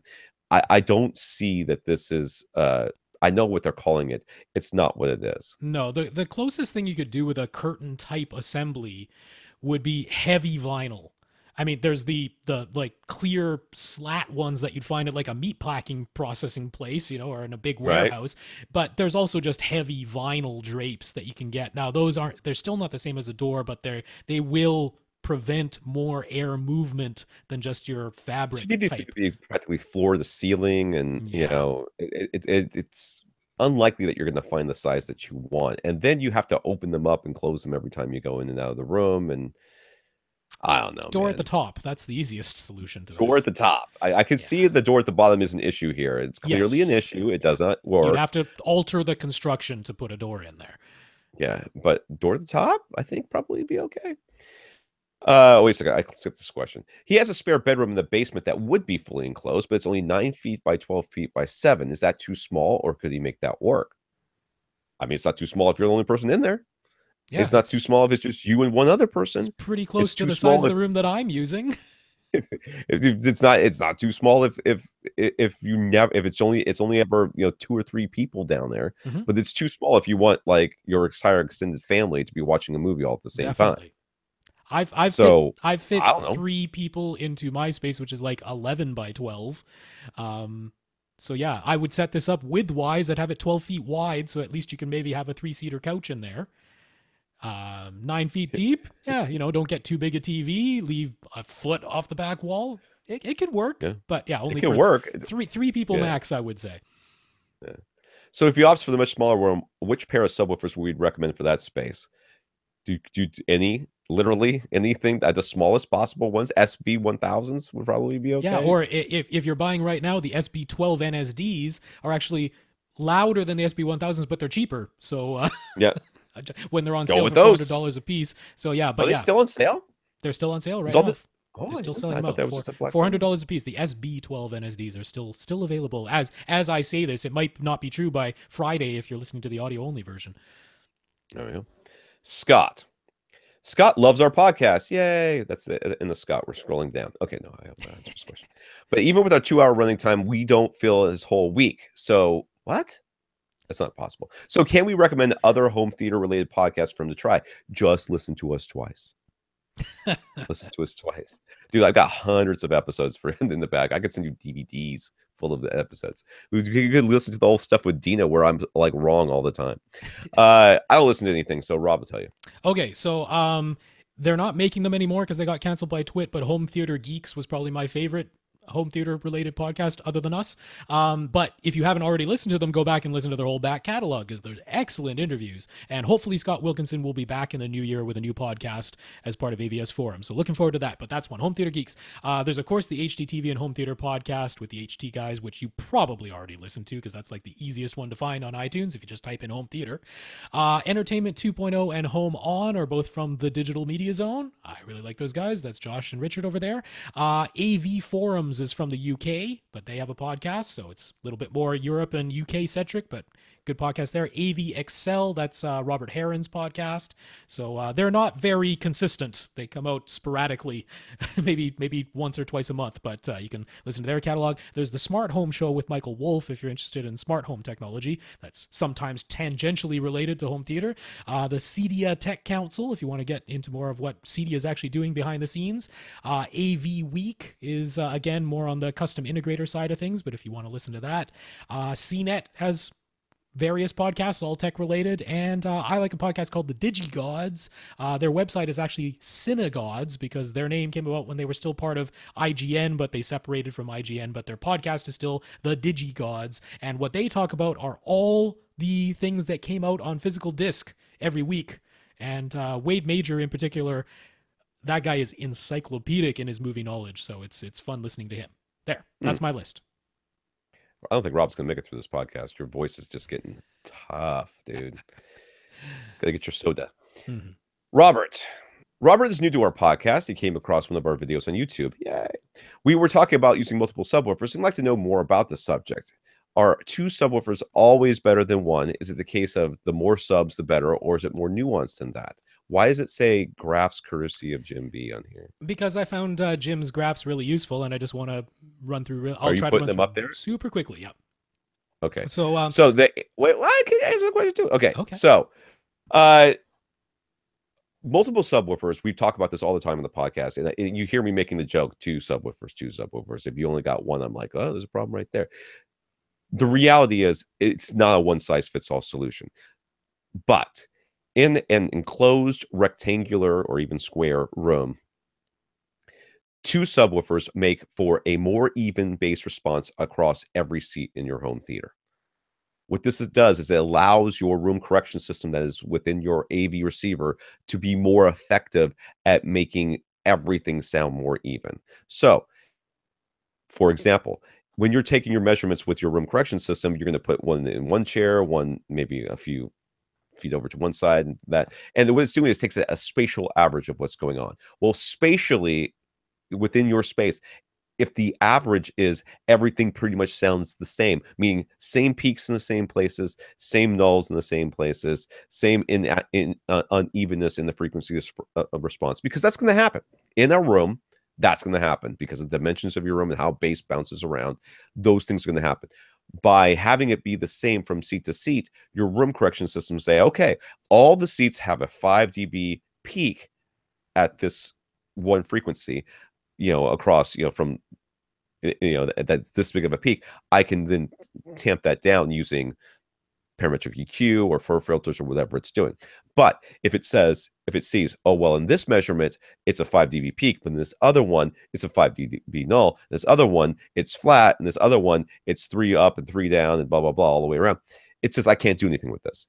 No matter what I do, it's going to make it worse for one of the other places and perhaps monumentally worse for them. So I can't touch that. I'll have to leave that alone. Let's see what else I can fix. By adding subwoofers, at least subwoofers that are properly placed within the room, you can make that evenness across seats happen so that your room correction can then go in and flatten everything out so that you get the proper response. Now, if you're going to add more subs than 2, it's almost always, I know we had a listener earlier that didn't find this to be the case, but it's almost always the case to go in even numbers. So you go in 2s, 4s. Well, again, that's primarily for a rectangular room. Right. Once you start going into oddly shaped rooms, things all things bets change. are off. Yeah, all bets are off. So if you're in that's why I said that at the very beginning. This is for an enclosed, rectangular, or even square shaped room. Once you get into L shapes or open to the rest of the house, then all bets are off and it becomes more of a trial and error thing. And adding multiple subs doesn't necessarily fix problems quite as easily as it does in a rectangular room. Sometimes a single very large subwoofer in a very large room will give you the response that you need as long as you can put it in the right place. Yeah, so when you have one subwoofer, though, you are limited. So I'll be showing Jim's graphs because they were very helpful in demonstrating this, but here's an example where a single subwoofer resulted in a response where, there are 3 traces here, a red, green, and a blue trace, and each trace is wildly different from each other. In some places, there's a big peak. At the very same time in another seat, it's a big null. And that's the same frequency, just at 2 different seats. And with one subwoofer, there's how come I'm not seeing this? Are you showing this? Because I'm not showing it on this live feed. It's in the proper feed. It's on. Oh, I didn't realize there was a different feed. I was looking for the graphs. Go on. So you saw them a couple weeks ago. That's what happens when you have one subwoofer, and that's all. How can you possibly EQ that? If you boost one section, it's going to be cutting another section that's already too low, and vice versa. Now, as Tom said, if you have one subwoofer and you place it very carefully, you can actually get a pretty good response. There, I've switched to the correct graph now. This is a pretty good response, but there's one section where it's going up in one seat and down in another. And this was carefully placing one sub, and if you only care about one seat, you can make that work pretty well. But if you care about more than one seat, it's unavoidable. There's going to be somewhere in the response of the subwoofer where one seat is going up while another one is going down, and you can't do anything about it. Now, when you get to multiple subs, if you carefully place them, and you carefully place 2 subs, and you adjust the phase a little bit, you can get some pretty darn overlapping graphs, regardless of which seat you're sitting in. And once they're all overlapping and uniform like this, you can EQ that really effectively, because now when you boost or cut a frequency, it's happening in all of your seats. But it's not a guarantee. Just putting 2 subs in any room willy-nilly, you might improve the response, but it still could be uneven from seat to seat. So it's a combination of what's your room shape, careful placement, but one subwoofer always limits you. Whereas if you have more than one sub, you can improve what's happening across your multiple seats. Is it just a case of the more subs, the better? No. Once you go past 4 subs in pretty much any room, you're just overcomplicating things. You're not really going to be improving things beyond that. But up to about 4 subs, you can continue to get gradual improvements, but the step from 1 to 2 is the gigantic step. So that's why we're always saying 2 subs. So he's been using a Sunfire True Subwoofer Mark IV for about 15 years. It's a true sub, not like the other ones that are all fake. Fake sub. And he's been happy with it. But now we've got him questioning things. Would more subwoofers added to his system need to perfectly match his Sunfire? Would it be okay to add something like a SVS PB1000 to what he has? Yeah, subwoofers are not like speakers. Speakers, you need to have timbre matching across the different speakers. If you take a speakerphone manufacturer and you try to pair it with another one, it could sound wildly different. Subwoofers are not in that same category. First of all, they're playing sounds for the most part, you have a really hard time hearing. I mean, you can hear them, but they are non-localizable because your brain's just not wired to localize them that well. And a lot of the sounds that we're most worried about are actually subsonic. That's what we call them, subwoofers. They're playing below the range of our hearing. So as we come down, as we get into the subwoofer range, you're more worried about performance and depth of how deep they go, more so than you're worried about whether or not they are timbre matched in any single way. So as long as you have a well performing sub, you can match it with your Sunfire. Now that Sunfire, I looked it up, I can't remember what it is. It's a sealed 12-inch with a 400-watt amplifier, 600-watt peak. Right. It seemed like a real capable sub from what I saw. And Sunfire has had a very good reputation over the years for subs, and I have no doubt that you've had a very nice sub for these years. Now, which you didn't tell us anything about your room, so we don't know for sure. But I'm going to assume you're in a room with a door that's semi-rectangular. If that is the case, yes, you can match another sub with that. And we've been talking about the sale going on in SVS for the NSD 12 NSDs. So you're looking at a PB 1000. I mean, that's a big, first of all, since you're new to the podcast, build a box. Do not take your Sunfire. We're saying build a cardboard model using the dimensions listed on the website. Because the ported boxes are significantly larger than you will expect. Okay, you will look at them, you will hold the tape measure up in your room and say, yeah, that fits in there, no problem. That'll be fine. You get it, you're like, holy crap, this is a big box. Build a cardboard box to the dimensions of the subwoofer if you're going to go with the ported design. The sealed designs from almost every manufacturer are a lot more manageable. So if you're going to go with that ported one, first of all, go with the PB12 NSD because it's cheaper and it gives you more output. But you could go with the sealed one as well. Yeah, the SB12 NSD that's on sale for $400 is almost a perfect spec match for that Sunfire True subwoofer. It's very similar. So in terms of price and size and capabilities, that'd be an excellent match. Yeah, you don't want subs that are wildly different from each other because they're being fed the same signal. So you want them to respond similarly, at least, because they're getting the same signal. You don't want one literally playing sounds that the other sub just can't play. That's too much of a mismatch. Well, I mean, think of it this way: if you do that, and this happens sometimes, we have somebody who's like, "Oh, I've got this subwoofer that I got with my home theater in a box set up." You're like, "Okay, first of all, it's not a subwoofer. Okay, second of all, it's not getting very low. You'd be lucky if that thing's like breaking 40 hertz. It might get down to 35 on a good day with the tailwind or whatever. So when you try to match that with something like an SVS or any quality sub, they're going to go down, past 30 for sure, easily into the 25 range, and some of them for similar money are going to go subsonic, below 20 hertz. So that means that you've gone from having one sub that was not very capable to having two subs, one of which is not very capable and is cutting off at around 40 to 35 hertz. And then you're back to having one sub again from that point lower. So that's what Rob is saying. Now, I've got no problems if you've got the Sunfire and you get another sub that can play 5 or 6, maybe 10 decibels lower, or frequencies lower than hertz lower than your Sunflower, I'm not so worried about that. I am worried when you're trying to pair something that is completely incapable with something Right. that is totally capable. Infinite Gary. So Infinite Gary wants to know what causes motion blur. If you go back to a good CRT like a Sony Trinitron, we didn't see blur.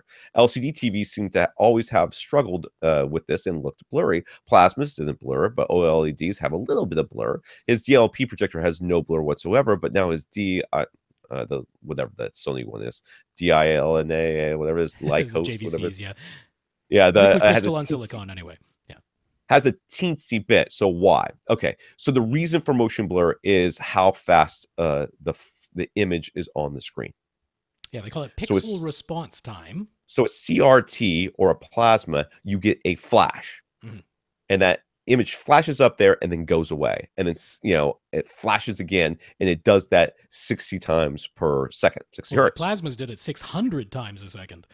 Right. So, that refresh rate can be very, very fast. But the key here is that there is time between the flash and the second flash where it's essentially dark. The problem with the LCDs is that the image stays up there, and then it tries to switch it very quickly from one image to the other, and there isn't that sort of black in between. Now, the reason why this makes a difference, your brain can puts together those quickly flashing images, puts them together as actual motion.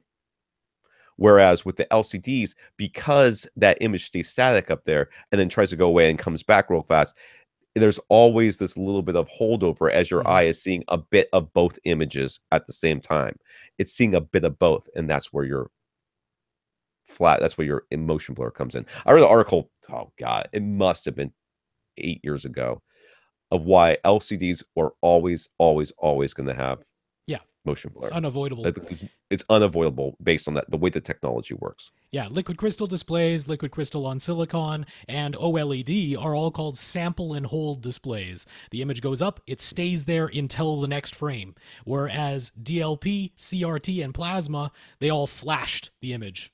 So it's this little flash, and to make an image brighter, they go flash, flash, flash, flash, flash. And that's how your eye sees it as brighter, as opposed to it just being this brighter image and held there. It's just like it flashes at you more times, sending more photons out of the screen. So yeah, that's there's that. And then why is LCD worse than liquid crystal? Why is liquid crystal on silicon worse than OLED? That's the pixel response time. It's how quickly can they transition from one frame to the next. And liquid crystal displays are the slowest. Liquid crystal and silicon is faster because they're actually doing it twice every frame by its nature. And then OLEDs are even faster than that. They're almost instantaneous, but they're still sample and hold. So it's, are they flashing? And then how fast can they transition from one frame to the next? Yeah. David. So David got rid of the spider web inside of his BenQ projector, but the dust blobs are worse than ever now. He blew more air in there. He blew more air in there, yeah. Yeah, okay. In his case, spider web, though. Oh, jeez. talk about shooting yourself. So, anyways, in this case, they weren't. The blobs aren't green; they're more of a whitish gray. If it's a black background, and a blackish gray if it's a white background. So the blobs, we got an image up here. The blobs up here exaggerated in this phone pic he took. So they're. It doesn't look that bad to your eye, but they're visible. He can see them. They're visible. So his projector wasn't terribly expensive. He paid less than $600 for it, but some forum members are saying he could dismantle it and use camera lens cleaner on the inside of the lens to hopefully remove the dust. He has emailed ABT, who are close by, to see if they can professionally clean it. BenQ's website didn't have any help. No, they don't. They would not. Do we have any tips to help him find a cleaning service? And the answer is I didn't last time, and I still don't. Because I've run into the same problem. If 600, I see you saying I only paid less than $600 for it. That's still like $500, and that's a lot of money to me. He was hoping to keep this projector for 2 to 3 years, which I agree with. And being that it is a DLP, as we discussed the last time, at least we know it isn't the light engine itself. It's not the actual DLP chips. That's not where the dust is. That is sealed in a DLP. In LCD projectors, it could actually be on the panels themselves, in which case you're like done, you're toast. I don't know what you would do, but here we're pretty sure it's got to be on the lens because he already removed the bulb. It's not on the bulb, it's not in the light engine, so it's pretty much got to be on the inside of the lens. I don't have anywhere specific to tell you, but if you could get in touch with BenQ, it's not going to be on their website, but what you can ask them is, where can I go to get the lens replaced? Now, you don't actually have to get the lens replaced. You just need them to remove the lens and clean it and put the same lens back in. But wherever would be able to replace the lens for you, they're the people who could do this professionally. Because that's essentially what you need, is to have the lens removed so it can be cleaned. So that's the only advice I can offer you. For his Atmos ceiling speakers, he asks, are the monoprice ribbon tweeter models worth considering at their price, or should he just stick with either the monoprice Alpha series or the outdoor speaker depot models? We had previously mentioned RBH, but he's given up on trying to find them. I don't see any reason why you should go for the ribbon tweeter models. In fact, They're not a good ribbon. That's not, don't. No, not only that, but just say they were a good ribbon. I mean, what you're looking for is a very diffuse sound, and ribbons tend to be a lot more directional than that. So I would say that ribbons in general would not be a good option in for what you're going for here. No, get the outdoor speaker depot ones that we said, the MK650s. Get those. That's what you want. He says his ceiling is 12-inch interlocking tiles. Can they hold the weight of in-ceiling speakers? What the hell is a 12-inch interlocking tile? So it's similar to a drop tile ceiling, but there's like the actual tiles themselves are only 12 inches square, because most drop tile ceilings are at least 2 foot square or 2 foot by 4 foot. So these are like they're 12-inch square, and they do kind of like snap together. They're really light and flimsy. You don't want to try to hold just your speaker with them. Now, the grid on them might be a different metal grid than your traditional drop tile ceiling, but the answer is kind of the same. You need some kind of bracket. Right. So there are lots of drop tile ceiling brackets exactly meant for speakers. They're just a little metal frame. You'd snap them into your 2x2 or 2x4 drop tile ceiling frame, and they just sit there, just a couple pieces of metal with a metal circle in the middle to take the weight of the in-ceiling speaker. I am not sure the specific you would need. You might have to contact the manufacturer of your exact ceiling tile, but if there's some kind of metal grid holding it up, you just need some metal that spans across that with a metal circle in the middle to take the weight of your speaker. But don't try to hang the speakers off of those interlocking tiles themselves. That they can't take that. Do we have time for this? Tyson. I hope so. Tyson and his wife just moved into a new house. His previous setup was just a TV and a soundbar, and he's never had a full-fledged home theater before. He just started listening to AV Rant recently, so lots of stuff is new to him. His living room came with an entertainment cabinet built in, and that's where he's expecting to install his TV and front speakers. But the room is wide open, and his wife has vetoed being able to see any speakers or large subwoofers. She got a good laugh when he proposed the idea of dual PC2000 cylinder subs on either side of the room. So I guess we're seeing some images here. Yep. I'll show the images of the room. I'm scrolling past the images so that I can get to the words. All right. God, that's a lot of images. All right. The existing entertainment cabinet has a speaker grill section in the lower right-hand corner that's meant to house a subwoofer. I hate those things. But that would clearly impose size restrictions. He was thinking he could wall mount a 65-inch OLED with the entertainment cabinet and then put speaker grill cloth over the bottom section of that large central opening. That could house one very large subwoofer, although he might have to turn it sideways so it doesn't stick out too much. There's also a spot under the sink that is part of the bar on the left side of the room. It was most likely meant to house a mini fridge, but since it's hidden by the bar, you could probably shove a subwoofer in there. Whether we think of this is the best plan of attack. Okay, I have two thoughts on your best plan of attack. One, do not put your home theater in this room. that's coming up as his last question. So that's my first thought is find a different room. Second, you need an end table, and that end table needs to be a subwoofer. Okay, and that's just solution to your problem here. Do not. I don't love the idea of putting the subwoofers in either of these enclosures, though you could. I was actually kind of going to suggest that same power sound audio one would actually fit in that space below the TV. And output wise, I can't find the space below the TV. I'm scrolling. Oh, there it is. Well, I mean, it's on a stand. You can't really see it because he's written some text over it. But the TV that's in there right now is on a stand, so he could wall mount the TV instead, and then all that space below it could house a subwoofer. That power. I mean, I would point you to Power Sound Audio regardless, because that's going to be the least amount of money for a sub that can deal with this type of room size.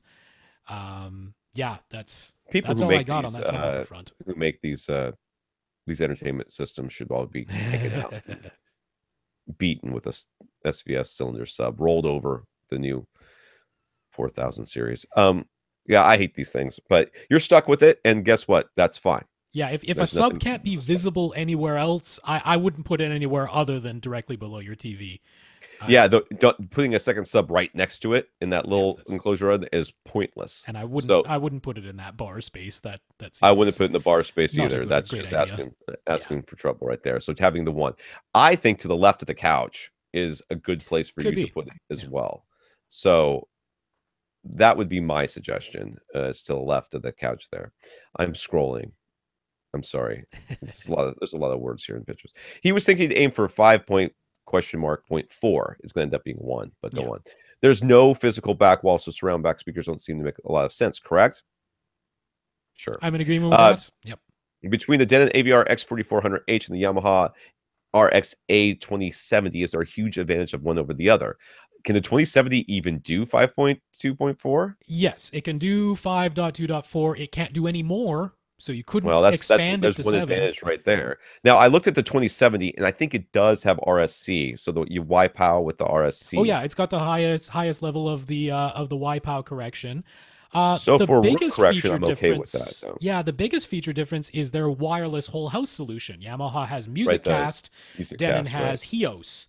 I actually, if you're gonna do wireless whole house audio, my personal preference is for MusicCast because it can take a multi-channel signal, like what's coming out of your cable box or what's coming out of your Blu-ray player, and it will allow you to play that very same multi-channel signal out of any of your other MusicCast systems, speakers, or in any room.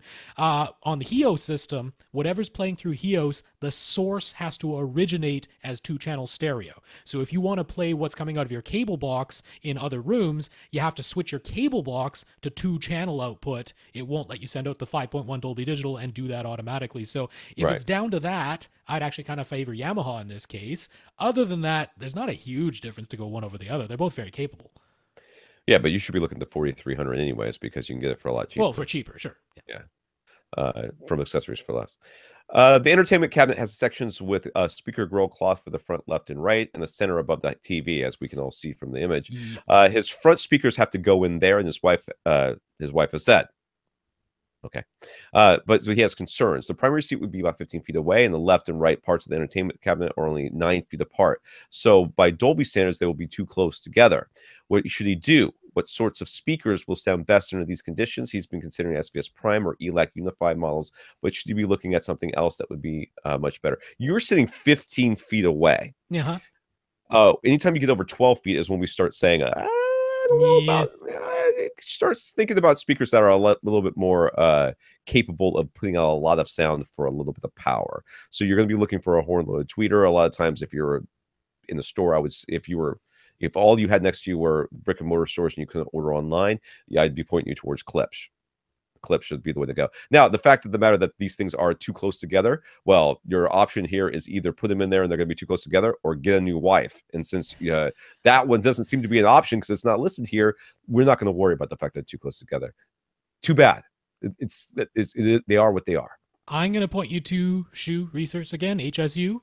I prefer them to Klipsch for the price and for the sound quality, but similar idea to the horn-loaded speaker. Now, what you could actually do is get 3 of the HC1 center speakers, because those have the two woofers and a little bit more power handling and a little bit more output capability. There's zero reason you can't set them vertically to use as your front, left, right. The dispersion left, right, up, down is all very similar on these speakers. So you need some output, you need some efficiency. I say get 3 of the HSU HC1 horn centers.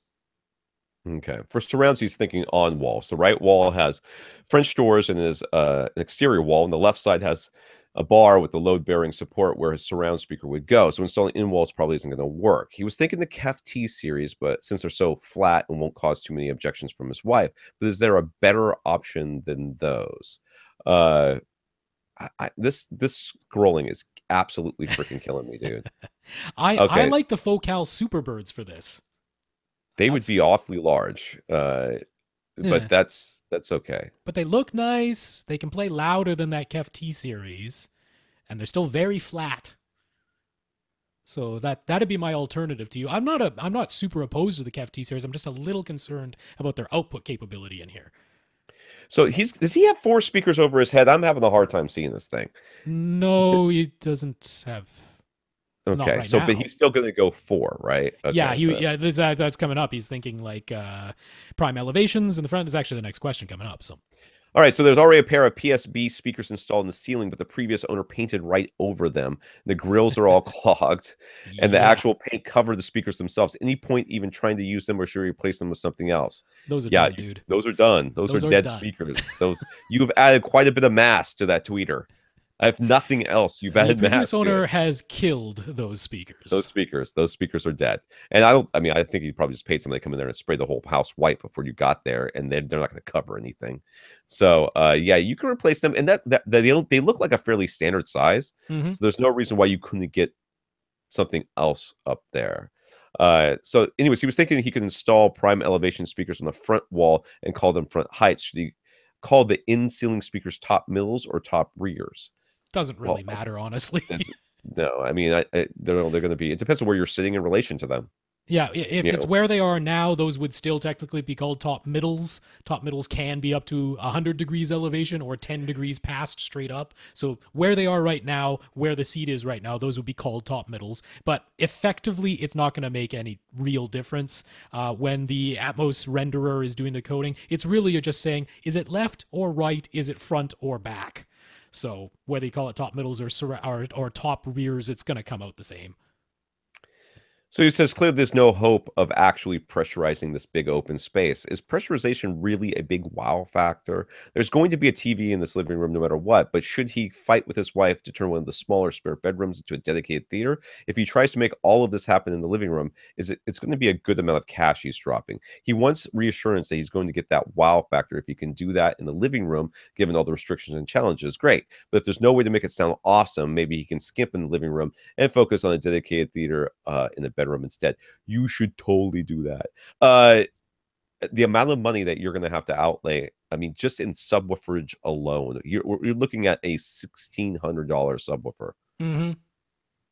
just to get bass, not a lot of bass. I mean, you're going to get a lot of bass, but not thump you in the face bass. If you got a smaller bedroom, you're looking at spending $800 on 2 subwoofers that are going to crush that thing, absolutely crush it. And then you could get everything you want. You know, your wife's like, you can just tell the wife, hey, we're going to do anything you want out here. The rest of the house is yours, but in this one room, I would like to be able to create a home theater that's going to give me the experience that I want, and I'm not going to worry too much. My wife, this room is always dark. Mm-hmm. I don't think she's seen it with the lights on, but she's like, she'll look up and go, ugh, there's wires on the ceiling. I'm like, yeah, I know. Turn the lights off. We're going to watch a movie. And then she doesn't care anymore because no one comes back here to do anything other than that. So who cares what it looks like? Yeah, I further mean, to I've all got this, spackle on the I'm wall right concerned now. about the acoustics in this room. I bet you're not covering that nice tile floor. I No. bet they're not crazy about she's not crazy about the idea of putting up acoustic panels on the walls, even though you could get prints put on them to make them into decoration. But I'm concerned about the acoustics in here. The audio you would get for the type of price ranges that we're talking about. I mean, it's going to be killer compared to a sound bar. It's going to be killer compared to the sound that's built into TV speakers. A lot of people would come in there and be amazed by it. If you follow our instructions, our recommendations, you'll be amazed. You'll be so happy with what you have. But for a fraction of the amount of money that you're going to spend in this room, you could get a full cinematic experience in a smaller room that's going to be mind-blowing as far as the difference. It's going to be better than like this. What you're going to end up with, you're going to go, this is great. I still like going to the movies, but this is great. Mm-hmm. This is really great. If you get a small bedroom and you let us help you with that, you're going to say, I don't want to go to the movies anymore. I'm going to wait till it comes out on Blu-ray. That's the difference. Yeah, the full pressurization question, just to address that directly, and that actually goes all the way back to Chris too, because he was saying like, how did I manage to pressurize this wide open space with 3 10-inch Samsung subs? Pressurization is different from just tactile. Yes. Tactile is really cool. Tactile is you feel a thump in your chest when the bass kick drum goes off or when an explosion goes. You physically feel a thump in your chest. That's tactile. Pressurization is a different experience. It is kind of subtle, but it's weird because you probably haven't experienced it before. If you go to a crazy loud nightclub, you've experienced it there. But in an actual full-size movie cinema, even there, it's really tough. Pressurization is like, it's in your head. Your vision starts to blur. Your teeth start to hum. All right? It's you a feel it on your experience. ears. It's like your ears feel like they need to pop. Like they need to You know pop. what I mean?